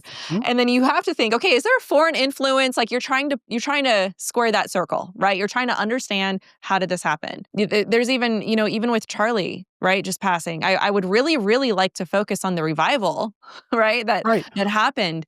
And I do still completely believe that people are flocking to church, the gospel is being spread, that he didn't die in vain. But if I were Satan, I would really love to take the focus off of that. I agree. Yeah. Fully agree. And I don't think China is responsible for killing Charlie Kirk. No, I don't either. Right? No, but I think just to be clear, we're not. No, and I think that's really, really important. It's a big red herring. Well, yeah, exactly. Well, notice what happened, that there was a moment where revival, where like clearly a madman left us in deep emotional, spiritual pain, genuinely deceived, felt that it would be a good and righteous thing to do, to take someone's life. And then there was a moment where we all came together and celebrated Christ, and the whole country was looking at like, wow, what a tragedy this is. Maybe leftism has some serious problems. And what happened immediately on the back half of that? Israel, the Jews, right? Don't look at what's actually going on over here on the left. Look over here instead. 100%. 100%. And I think that there's such a spiritual element behind that, because, yes, exactly. Yeah, maybe the left has gone way too far. There's a saying, right, that if you give them enough rope, they hang themselves, right? Let them touch the stove. Let them show the world by playing out their ideology to its conclusion, so everybody can actually see the madness behind the progressive woke left garbage. But no, we're not going to do that. We're going to actually say, nope, this actually didn't happen. Don't look here. Don't look over here. We're going to go and we're going to make up this whole narrative that has nothing to do with Tyler Robertson, the murderer of Charlie Kirk, right? Right. We're not going to do that. We're not going to talk about the fact that he was trans in the furry community, that there's an ideology behind there, that there's a lot of violence behind a lot of trans people. Why? We're not going to talk about that. Look over here. That's what frustrates me, is the fact that there's this this big, huge pink elephant in the room that nobody's looking at. They're over here looking at this other huge distraction. So, but no, I think that's an important point to make, that there's other things there. But notice how also, as you and I had touched on earlier, how fixated we are on personalities. We're not talking about ideologies. We're not talking about the worldview that informed Tyler Robinson. We're fixated on personalities. It's what you were talking about in the beginning. All right, now we're gonna bounce into what I'm gonna call a rapid fire session, because we've worked back, right? We've got over the big things, the background, and now we're talking about the practicality, how this looks in everyday life. We've named some names, but we're going to name more. I'm going to name a name, and I want you, and maybe in a brief way, to explain your personal thoughts about this person as in relation to the woke right and everything that we've been talking about. Sure. Okay. Kanye West. Kanye West makes me really sad, because not many people know this. After the 2016 election, Kanye West was doing a concert and he interrupted the concert midway through. Have you heard this? Oh, I vaguely remember this. Keep going. To give a speech. It was after Trump got elected. And Kanye just stopped the music to talk, and he talked for, I don't know how long it ended up being. It might have been 10 minutes, 15 minutes, something like that. It could have been longer. And he was like, Facebook lied to you. Hillary Clinton lied to you. I'm on my Trump stuff now. So he had a sort of, I guess, political awakening that Donald Trump is not such a bad guy after all. Like Donald Trump, I believe, genuinely wants to do what's right for America and its people. That doesn't make him a perfect man or even a Christian man, but his interest was genuinely in the American people. But he had been tarred as he's this new Hitler, right? And so Trump gets elected, which was a surprise to so many people. In fact, that was a surprise to me. So I was like, well, clearly I don't understand what's going on. Let me go ask my friends who were Trump supporters to explain it to me, which they did. And I was like, oh my goodness, I've been totally lied to. And that's what Kanye West was saying. Facebook lied to you. Hillary Clinton lied to you. A very powerful speech. Kanye West disappeared after that. He vanished and he was institutionalized and locked away for mental issues. And he came back out sometime during Trump's first term with blonde hair, and he seemed a little distant. And so I don't know who Kanye West is now. If you want to get into some of the crazier conspiracy stuff. People say he's a clone. I don't know what to make of any of that stuff. He sort of started changing after that and the things that he was talking about, and progressively going into a lot of these more like really crazy radical sort of ideas. He was on Alex Jones' InfoWars and, holding up images on his phone, and his new Yay logo looks like the Nazi swastika logo. And just recently he met with a bunch of rabbis and apologized for all that. So I don't know if you saw all that. I think Kanye West is, I don't know. I think Kanye West is being used to advance an agenda. I don't quite know how. I don't quite know who, but I think Kanye West at one point, not a Christian, very anti-Christ message, lots of occult symbolism all over his music, but something happened. I think something happened to him, and now he's just, he's perhaps quite mentally disturbed and is being used by people who are feeding him information to manipulate his influence to put bad ideas out there. Yeah, that makes sense. Okay. Nick Fuentes. Oh boy. One of the guys at my church asked me recently, he's like, who is Nick Fuentes? And I was like, okay, here we go. So take all the young men, fatherless, disaffected, angry, verbally clever, but perhaps in their life quite impotent and ineffective, all their bitterness, all of their outrage, all of their other people are the problem. It's not me. Everyone is persecuting me. All this victimhood mindset, ideology, and, throw a whole bunch of memes and, 4chan frogs and manipulation and twisted addictions to pornography and sinful activities. Take all of that toxic sludge, gather it all up and form it into the shape of a man and give it a microphone, and you have Nick Fuentes. You want to know how I really feel? That was so perfect. It hurts. That was so accurate too. All right. Tucker Carlson. I don't fully know.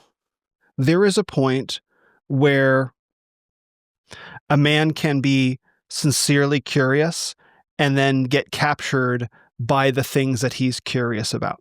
Where he can start off with good intentions because he's discovering sets of ideas that he's never encountered before, and where he goes in and he stares into it and then he falls into it and is trying to hide the fact that he's fallen into something that he should probably get out of.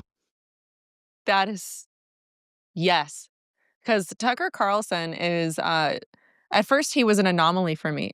And I'm still learning about this whole woke right thing.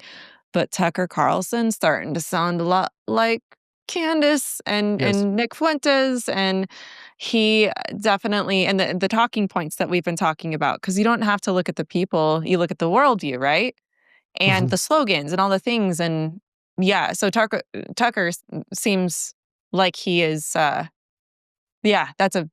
would agree. That's a very accurate description. He had on a guy named Daryl Cooper, aka Martyr Maid, and that was a real sign. Like, why are you talking to this guy? Yes. Daryl Cooper is I don't know, revisionist historian's probably the bad way of not the best way of thinking about it, but he tries to position Churchill as the big villain of World War II. Tries to shift, and so that's completely ahistorical. And any examination of the Nazi worldview illustrates that they weren't just going to take Poland; they had imperial aspirations. They wanted to take the world. They had their own millennial Reich, that they were going for. And Churchill spotted it and was like, no. And so that doesn't make Churchill the villain when he calls out the villain. And that's a standard woke right tactic. It's and woke left as well. It's like, oh, are you pointing out the wickedness? You're being divisive, and that's kind of what's going on there. Exactly. Yeah. So that's the kind of that's why I like to talk about worldview. Right? Like I can talk about Catherine Crick or Kenneth Copeland or Benny Hinn and all these people in the Word of Faith movement. But if you don't know what the Word of Faith movement is, right, then you won't be able to spot the teachers that are in it. Correct. That's why I like talking about worldview first and then kind of trickling down into the people that have it. So wise.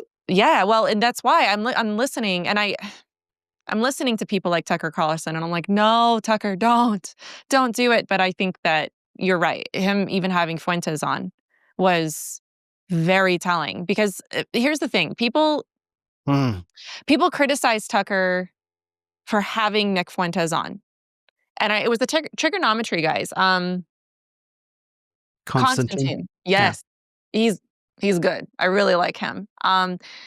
They have people on all the time that they don't even opposite ends on the spectrum. I mean, the answer to uphold free speech is to have more free speech, have more conversation. This is exactly what Charlie Kirk did, right? I mean, you want to have people that you disagree with on to disagree with them. And I think that was he got criticized so much, is that Tucker didn't disagree with Nick Fuentes at all. He didn't challenge him. Yeah. He didn't push him back. You have the most radical white supremacists, Christian nationalist. I mean, they all say they're Christian, right? And you're not going to push him back at all. It was just really interesting. And I think that was why Tucker got criticized. And now I get why.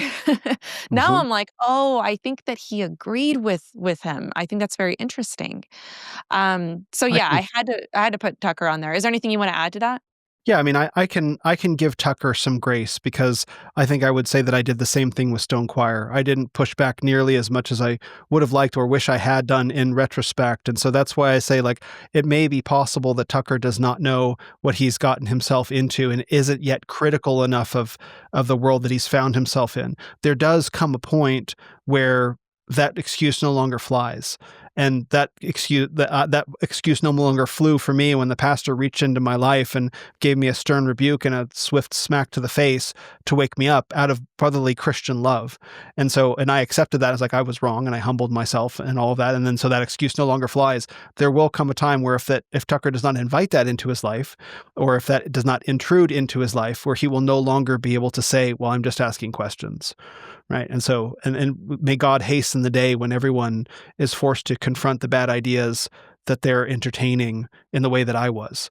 Yeah. And so I think that's a really important thing that I genuinely wish for men. I genuinely wish, like, okay, if you're going to really start asking questions of yourself.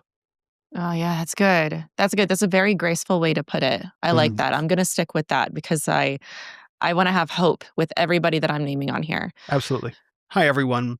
I wanted to take a moment to follow up on my comments about Tucker Carlson, because there have been some new developments that have come to light.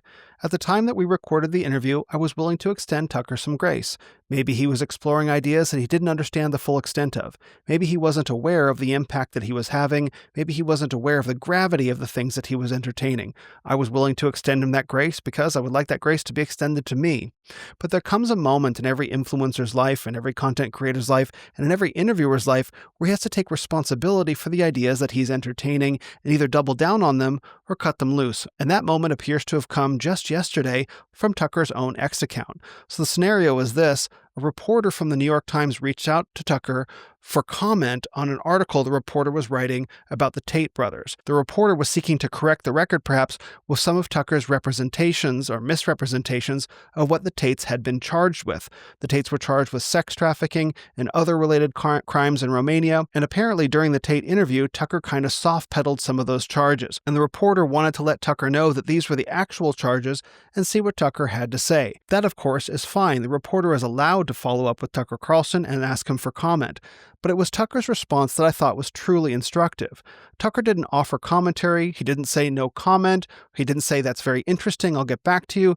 Tucker responded with sarcasm and irony, almost as if he was mocking the reporter's inquiry. Now, I thought that was completely uncalled for. I think Tucker is a journalist and he can stand up and be accountable for the people that he interviews, but defending them against the New York Times when these men have credibly been charged with serious crimes, I'm not quite sure how to interpret that, but certainly it stretches the amount of grace that I'm willing to give him, because here's an opportunity to respond in any way, even with a no comment, for an accused sex trafficker, Andrew Tate. Now, even as a Christian, I would say that he made his millions as a digital pimp, running a cam girl business. And for a man, Tucker, who represents himself as an evangelical, I think that's a serious moral charge to raise. Like, you should bring that up. You should ask Andrew Tate about that. But one of the things that I've noticed is that there are no interviewers, to my knowledge, who've been willing to confront Andrew Tate on these charges, to really ask him what was going on there. Do you think that that's appropriate, that you should be telling men how to think and how to speak and how to act when you treated women as commodities? And I think Tucker, who's been representing himself as an evangelical lately, especially today in an interview with Theo Vaughn, I think those are questions that he probably should have asked in 2023. Maybe he wasn't as much as a Christian back then as he is today, but certainly I think for any serious journalist, those are hard questions that you need to ask for men that are credibly accused of sex crimes. And it was Tucker's response to mock the New York Times reporter in all these different ways, which, let me just read them real quick. It was Tucker's response to mock the New York Times reporter in many different ways that I think was quite troubling. So the reporter was just asking for Tucker's follow-up on these charges, and Tucker replied, "Megan, you have part of the story, but not all of it. In fact, the Tate's plan was to recruit an entire sleeper cell of theologically aligned podcasters to subvert American society with his radical views on the patriarchy, creatine, and the war in Gaza." It's the mention of the word creatine that seems to suggest that Andrew Tate is not some sort of threat, that he's going to subvert American society with creatine, as if there's no danger in any of the ideas that Andrew Tate is peddling. And it's that uncritical nature to what Tate was saying that I think makes me change a little bit about how Tucker seems to see this. I think he's more sympathetic with the Tate's ideas than he may have originally let on. So let me continue reading the text. He says, "I was only one of many. As you can see, the effort is now bearing its dangerous fruit." And this is from Tucker's own X account. The effort is now bearing its dangerous fruit. Is he saying that Andrew Tate has not been a net negative on American men? Is he saying that Andrew Tate has perhaps been a positive on American men? The suggestion there's nothing to be concerned about and that Andrew Tate is perhaps a good influence is very troubling, because I don't think any Christian man should be saying that in 2025. Perhaps in 2023 you could get away with it, but today I don't think you can. Continuing on, I assume at some point Tate's so-called Operation High T will be the subject of a DOJ investigation, if not a military tribunal. The idea that a New York Times reporter shouldn't be investigating the Tates, the idea that there's nothing to worry about here, and the Times reporter is tilting at windmills is a bit odd, and frankly, I don't think it's defensible. So the grace that I was willing to extend Tucker has been stretched a little too far. It seems when called onto the carpet to account for the people that he's interviewed and his perspective on them, it seems he's far more sympathetic to the worldview espoused by Andrew Tate than he would let on. Just as a side note, I can certainly understand not liking the New York Times. That is certainly a subject to discuss, and I can sympathize. But one can not like the New York Times and also disavow. But one cannot like the New York Times, but also not like Andrew Tate. Disliking the New York Times does not mean supporting Andrew Tate. you can say, actually, you're both wrong in different ways. But the way that Tucker seems to have wanted to play this is to say, Andrew Tate is right because the New York Times is wrong. Or because the New York Times is wrong, Andrew Tate is right. And if I have to choose between the two worldviews, I choose Andrew Tate's worldview. That's exactly what Tucker is saying. He's not saying that. And I think that it's a false choice. But it's a false choice that many influencers are being led to and that many are choosing. That in the rejection of the radical left, we have to adopt the ideas of the radical right. And I don't think that's true. In fact, I would call that a cope. The idea that we can't find a way between these two, that we can't find a God-honoring way between these two, instead of the wokeness on the left and the wokeness on the right, which Andrew Tate was a progenitor of. And so as I look at where Tucker Carlson is today, I can't really say he hasn't made up his mind. He hasn't made a decision. He was willing to defend one worldview against the other. My position is that we need to find a God-honoring worldview that rejects both radical extremes. Instead, Tucker chose the radical right, and as a result, I'm no longer willing to extend him as much grace as I once did. Thanks, Melissa, for allowing me to speak into this issue. All right, here's a big one we've mentioned a few times. Candace Owens. Yeah, Candace Owens has been infected and swallowed the Jewish moral subversion conspiracy worldview and allowed it to completely take her over and corrupt her mind and her heart and especially her spirit. And she has amplified it through the microphone and received what we might call as positive feedback in the form of money and influence, which has only incentivized her to radicalize herself further and shout it from the mountaintops even higher. And, she is being, if the biblical pattern follows short of repentance, she is being led higher so that she can have a great fall. And there is no other way that this ends for her other than that, then she perhaps stumbles over her own feet or falls into a snare. And I would wish for better for her. I thought for the longest time that Candace Owens wanted to be the first black female president, and I thought she probably could have pulled it off. But at some point, she decided that was not the path for her, and she is on a path in a direction where I don't know where she's going, but I know that it does not have a good end. There is a very long drop off a very steep cliff that is up ahead on this road, and may God deliver her from that. Yeah. Amen. Well said. Yeah, because there's a lot to say with her. And I think that was very succinctly said. Okay, here's a big name, Andrew Tate. Who was also on with Candace. Now I understand why. Yeah. Andrew Tate, interesting aspects to him. Andrew Tate was the apex predator of the manosphere. Mm-hmm. He was the guy that had done all the things that other guys only talked about. Men in the manosphere cared about fitness, they cared about making money or being rich, and they cared about being with lots of women.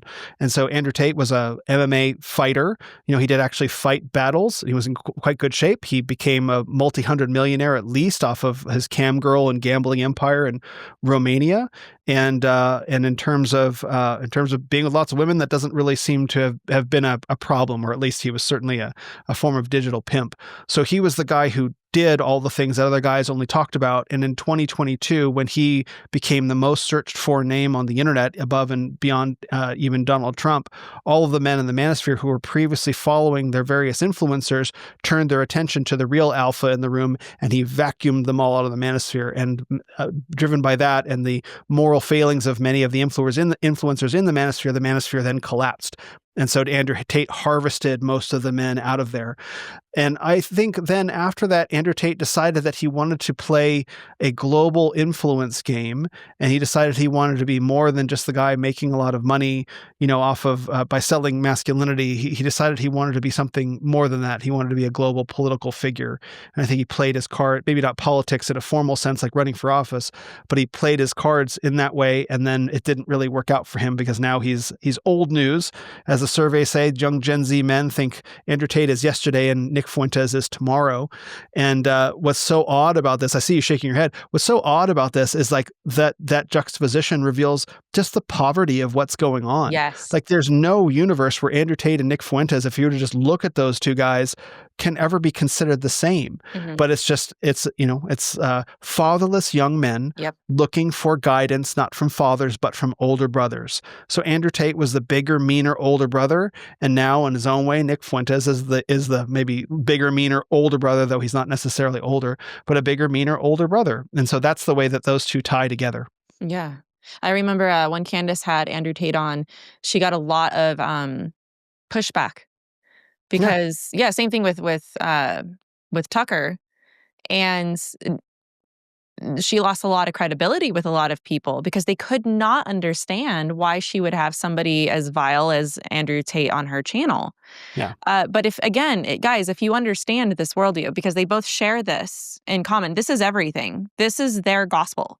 And if you have this in common, if you have this lineage, there's going to be this bond. Even Nick Fuentes went on Candace Owens' channel. Yeah. Wow. I don't think it saw the light of day, though. The woke right worldview is very white supremacist and patriarchal. And here you have a Black female who's woke right, who has a platform, right? And so there's this weird, strange dynamic there with a Nick Fuentes and a Candace Owens, and it played out right there on screen in that interaction. And it was, I got to be honest, I felt bad for Candace. I thought that Nick was entirely out of line. And that's why nobody has seen this interview. So it's still there out there somewhere in the internet land. But I just, the point is that these ideologies dance together. So, and that's what takes precedence. And that's what unites them all is the hatred for the Jews.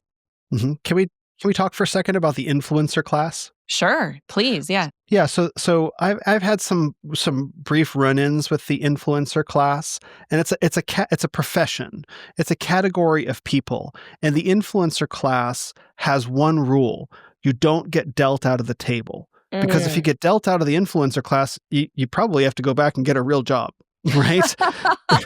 Right? Yes. Yeah. And so if the influencer class as a whole is all going this direction, you got to go with them. Because if you get dealt out of the table, well, what are you going to do? You have all these statements that you've made that you perhaps regret, et cetera, et cetera. And so I think in the influencer class organizes itself around particular alphas.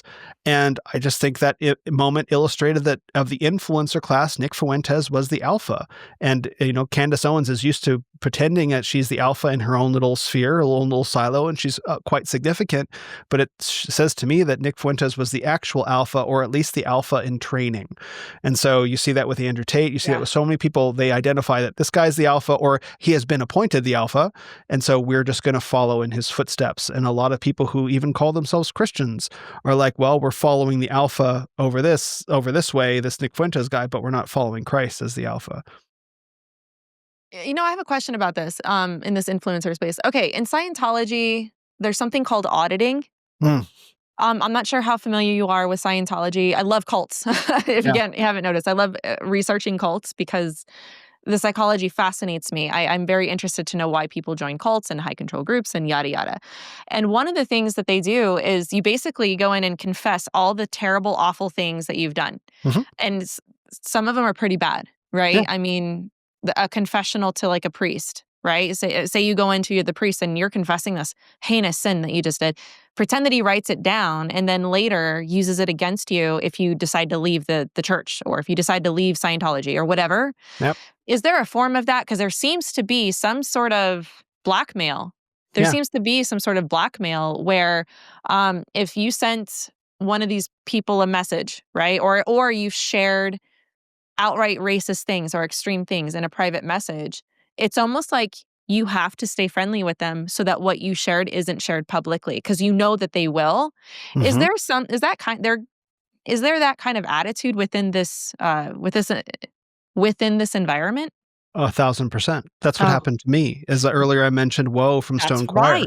Yeah. So I had shared a bunch of messages with him where I was making fun of the Holocaust and sharing memes and all this different stuff. And I had my own unique take on the Holocaust as a sort of mass human sacrifice. And that's from my time in a mystery school. We can talk about that for my testimony. That's why I read Mark Musser's book. This is all in the article, the Dangerous Secret young men are keeping.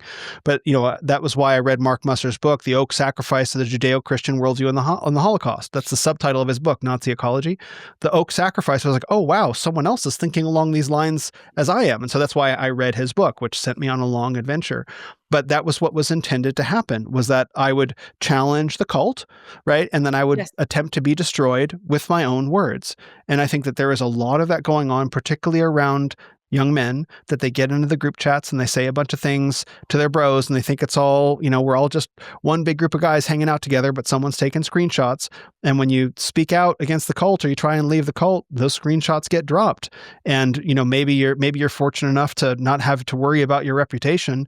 But for a lot of guys, the internet is forever. And so they get trapped in these environments and they can't find their way out because they know what they said and they may have changed their mind and it all may have been in good fun at the time, or maybe they were even serious. Maybe they were even serious, but the secular world doesn't have a doctrine of repentance. It really doesn't. Yeah. So if you say like, I had these really bad ideas and I've repented from them, I've tried to make good on them, your employers are still being like, yeah, I don't know. Right. Right. Yeah. So a lot of men, I think probably feel really, really trapped. And then they're forced in a position like, well, I can just kind of shrink into the background and not really say anything, or like, or they can choose to double down. I don't know how that goes. I think it probably also works that way in lots of other different circumstances as well. This is not a new game. Right. So I'm going to entrap you with your own words. And now I've got this on recorded somehow. And if you break from us, well, sorry. But if you double down and you play along, we'll give you access to all the things that we've got too. Mm-hmm. So I wouldn't be surprised if these dynamics are at play in more places in the world than we would think. Yes. Yeah, because it seems that some of this stuff I can't explain, right? I mean, why Yes. are you, why are you doubling down so hard? And it makes me wonder if there isn't some sort of blackmail that somebody has in these groups. Absolutely. Yeah. So, all right. Last name and anybody else you want to add after this, but Joel Webbon. Yeah. Joel Webbon is an example of audience capture. Joel Webbon is an example of a guy who I think got a sense of the sort of edgy topics that men were talking about coming out of the manosphere, realized that he could sort of dog whistle to some of these topics to invite men to come over and join his circle and join his platform. And then I think those men shared more information with him than he was perhaps ready to handle. He got, quote unquote, red pilled, got his eyes opened. Woke. So yeah, exactly. Got woke and has now doubled down and doubled down and doubled down because he's recognized that he might really believe it. And this is always the question that we have to ask. Is this person, whoever we're talking about, like Candace Owens is another example, does she really believe this stuff, or is she just parroting it for influence? Right? Like, is it an act, or is it sincere? And so when I talk about audience capture, that's when, you start pandering to your audience, and your audience gives you feedback that leads you to repander to them even more, and it becomes this vicious kind of cycle. Yes. And then at a certain point, you've just said enough things. Well, it's like, well, at some point inside, it's like, I guess I'm just this guy, right? And then you just become that guy. And if you make a lot of money and you get a lot of influence and you make a lot of connections in the woke right world, and your platform grows and all this different stuff, where's the disincentive? Where's the disincentive to change course? Particularly as you start feeling like you can get some leverage over situations that you don't like. It doesn't. Does it hold up to scrutiny against Christ? No. But like, I can actually change things with this power. And so this is how men kind of get drunk on themselves and get drunk on their own ideas. Christ is needed to sober us up. And that's a whole different thing. And why I fear for Joel Webbon and pray for him is that teachers will incur the stricter judgment. And so, whatever an individual man creating content on X or YouTube, that's certainly one thing. But when you identify yourself as a pastor and the shepherd of a church, and you spend years and years in ministry, and then you start walking down this path, that again, like Candace Owens, doesn't reach a good end. And I would pray for Joel Webbon's sobriety. I would pray for his repentance. I would pray for him to be open, as he was perhaps once upon a time, to controversial information. I would pray that he would be open to controversial information now that might open his eyes to the lies that he has believed. And that it would be my challenge to so many men that are lost in this. Okay, you're just asking questions and you think you have the answer. Are you so sure in that answer that if I can give you a 250-page book to read, or if I give you 1,000 pages of books to read, would you read it to confirm whether your worldview is true or not? Would you put your own presuppositions to the test? Do you have that courage because you have the opportunity. And so that's my challenge to every man who says, I'm just asking questions. Okay, I'll take you at your word. You're just asking questions. I have some answers for you. You don't have to take them from my mouth. You can take them from this with primary source documents and information from people that have studied and researched this. Are you open to it? Are you willing to have your worldview refuted? And I think that is needed for so many people in so many different ways. There's a Christian component to that, and then there's just an intellectual component to that, and that is what I would pray for Joel Webbon, because clearly he's a man that has a certain set of gifts, right? Is he using them in the best possible way? But I would say no, he's not. Would I like to see those gifts used for good? Absolutely, I would. And so I would pray that for him. I would pray that for him very much. Yeah, that's very well said. Yeah, very graceful. And if anybody doesn't know who Joel Webbon is, he's probably one of the main people that's kind of wanting to impose like a Christian nationalist kind of state here in America. But it's not. People have such a hard time defining Christian nationalism, but it's more what we were talking about before by setting up dominion. I've heard Joel Webbon even talk about that we need like a dictator. Yeah. Protestant it's Franco or something. Yeah, that there needs to be some sort of force, right? And it's just anti-Christian. It's just such an anti-Christian way of describing it. But and I think I'm hoping that it helps everybody make sense what that looks like, what that term Christian nationalist looks like, considering the worldview that we've gone over and how they view Jesus, right? Mm-hmm. Jesus was a political figure. He's here to take power and dominion and blame the Jews and all the things. Okay, so another interesting thing here to expand on is how the woke right partners with Islam. So here's the thing, though. They don't actually support Islam, but what brings them together is their hatred for the Jews, bends their worldview in a way that ultimately makes them sympathetic to certain Islamic extremists only when it fits their narrative. So they basically see Islam through the enemy of my enemy kind of lens. If some Muslims oppose Israel, then the woke right fringe basically sees that as, well, at least they see the real enemy then. It reminds me of when the Pharisees and the Sadducees kind of partnered together because of their joint hatred for Jesus, kind of like that. They don't necessarily agree with Islam as a whole, but what's really interesting about this is the same logic that neo-Nazis have historically used. They don't become pro-Islam, but I don't see them actually criticizing Islam like they criticize the Jews. They see Islam as inferior but useful. So another interesting point here is that some on the woke right, they romanticize, how do I put this? They romanticize caricatures of Islamic masculinity. Andrew Tate is a great example of this. A lot of people on the woke right claim to be Christian, so they would ultimately reject Islam, but they would selectively praise parts of it that serve their narrative. So in short, basically, they don't love Islam. They just love that Islam hates the people that they hate. We've gone over a lot, and I know that we're going to get off this call and I'm going to be laying down in bed tonight. I'm like, oh man, I wanted to ask Will this question, but we've gone so long, and that should just tell everybody how dense this topic is and how much I've thought about it. I want to give you the floor though. I want to ask you, A, what do you want to add that we didn't get to? And B, very importantly, what do you want to say to people who are caught up in this conspiracy? I think the most important thing that I want to say is that this is not a question of politics. It's not a question of history. It's a sanctification question.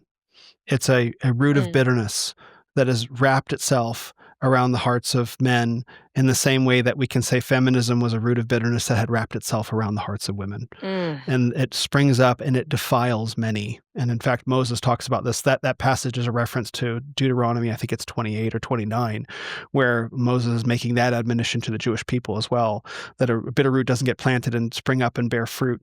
And that, I think, is what we're looking at. And that root of bitterness has to do with not being willing to submit to God's will for this moment in history, there's this idea that I think a lot of people have that the way that it is now is not how it should be. Now, I don't mean that we're not dealing with very difficult times in terms of morality. That's not what I mean. But people look at the prosperity of the 1950s and they think, I should have that. And Francis Fukuyama wrote a book in the 1980s, I believe, called The End of History. And the problem with his idea is that it's not that the idea was wrong, but also it seems that people believed it. They believed that this prosperity that America had achieved in the 1950s was in fact the end of history, and they're disappointed that they don't get that. And so they look at that and they say, I should have that. I deserve that. I deserve to have this moment look otherwise than what it is. But the thing is we don't get to choose the circumstances that we are born into. We never do. We never do. We are called to submit faithfully, to trust and obey God first and foremost in whatever circumstances we find ourselves born into. I would say on the balance, I would rather be born into, this moment in time in human history than a couple hundred years ago, but we can talk about that separately. And so the first thing that I would really want to say is I understand the instinct of men and women of all people to want to change their circumstances for the better, for themselves and for their families. That is a good and that is a righteous instinct that people have. I think it's a very Christian instinct. I think it's a uniquely Christian instinct to believe that history is linear, not cyclical. That's Eastern mysticism. It's another conversation. So history is linear in terms of progress. Perhaps we can have an eschatological conversation sometimes about that. But I think there is a linear component to history about the spread of the gospel at minimum. And I think that's talked about in Scripture. And so if you look at the notion of historical progress, we are further along than we were. And I do believe that. But can you actually trust that this moment is serving a purpose in a particular way, as opposed to having to get your hands around its throat and wrestle it down to the ground, to making it about the actions that you conduct out there in the world out of a spirit of bitterness and anger and disappointment and entitlement? Or can you say, does this moment actually have something to say to me about my own submission to God's will? Does it say something to me about my ability to trust and obey God? The answer is yes, it does, because it always does. The moment of history you're born into always has something to say to you about trusting and obeying God. And that is what you must do first and foremost. Trusting and obeying God is not the only thing you have to do. It is the first thing you have to do. Men will say, you don't know what time it is. Of course I know what time it is. It's the same time that it always is. It's time to trust and obey God. And once you start from that place, and only from that place, can you begin working forward from there. Only once you've gotten clear about your daily scripture reading, about your daily prayer, about membership of a faithful church, about being in submission yourself as a man, can you begin talking about anyone else's submission. So don't get the order of operations wrong. Don't go crusading out there in the world to make the world bow to Christ until you've done it yourself, until you've ripped roots of bitterness out of your own heart and been sanctified. Then and only then can you be any sort of effective evangelist or quote unquote warrior. I don't want to make a violent metaphor, but a warrior for the kingdom, or a soldier for the kingdom, or a servant of Christ. You have to begin with yourself. You must. Otherwise, you will just become another root of bitterness that is springing up and defiling many. And that is what we are watching. We are watching pastors, and we are watching influencers, and we're watching people that we've trusted cultivate roots of bitterness in people because it makes them money. And they're doing it in Christ's name. And it's terrible. And that is what Charlie Kirk didn't do. That is what he didn't do. And that's why it's a tragedy that he's gone.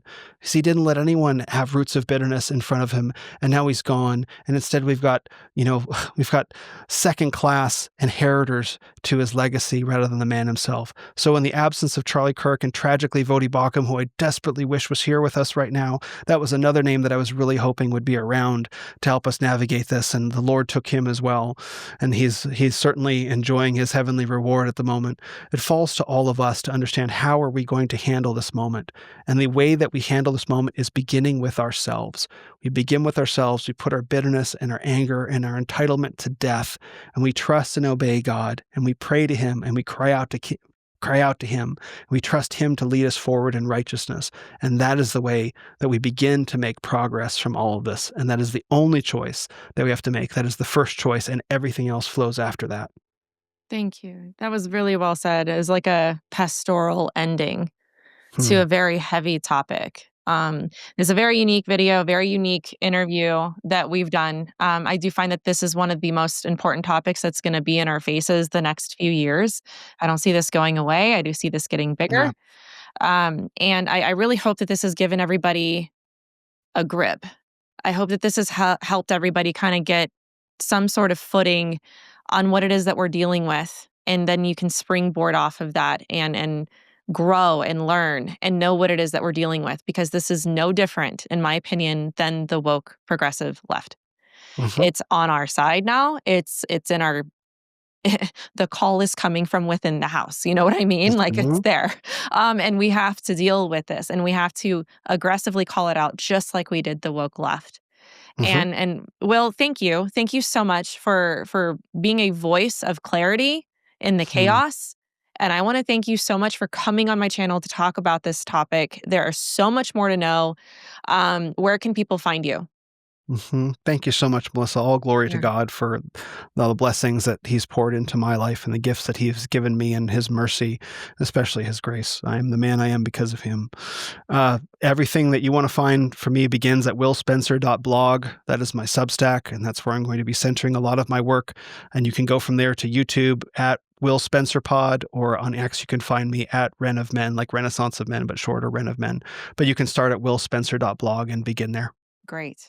Thank you so much. And guys, there's going to be a lot of references in the description of this video for you guys to check out that we've gone over, including Will's article that went absolutely viral and blew the top off of everything.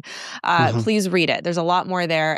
And along with that is other interviews that I've personally listened to about this topic, many that have included Will. So thank you so much once again for coming on my channel. Thank you, Melissa.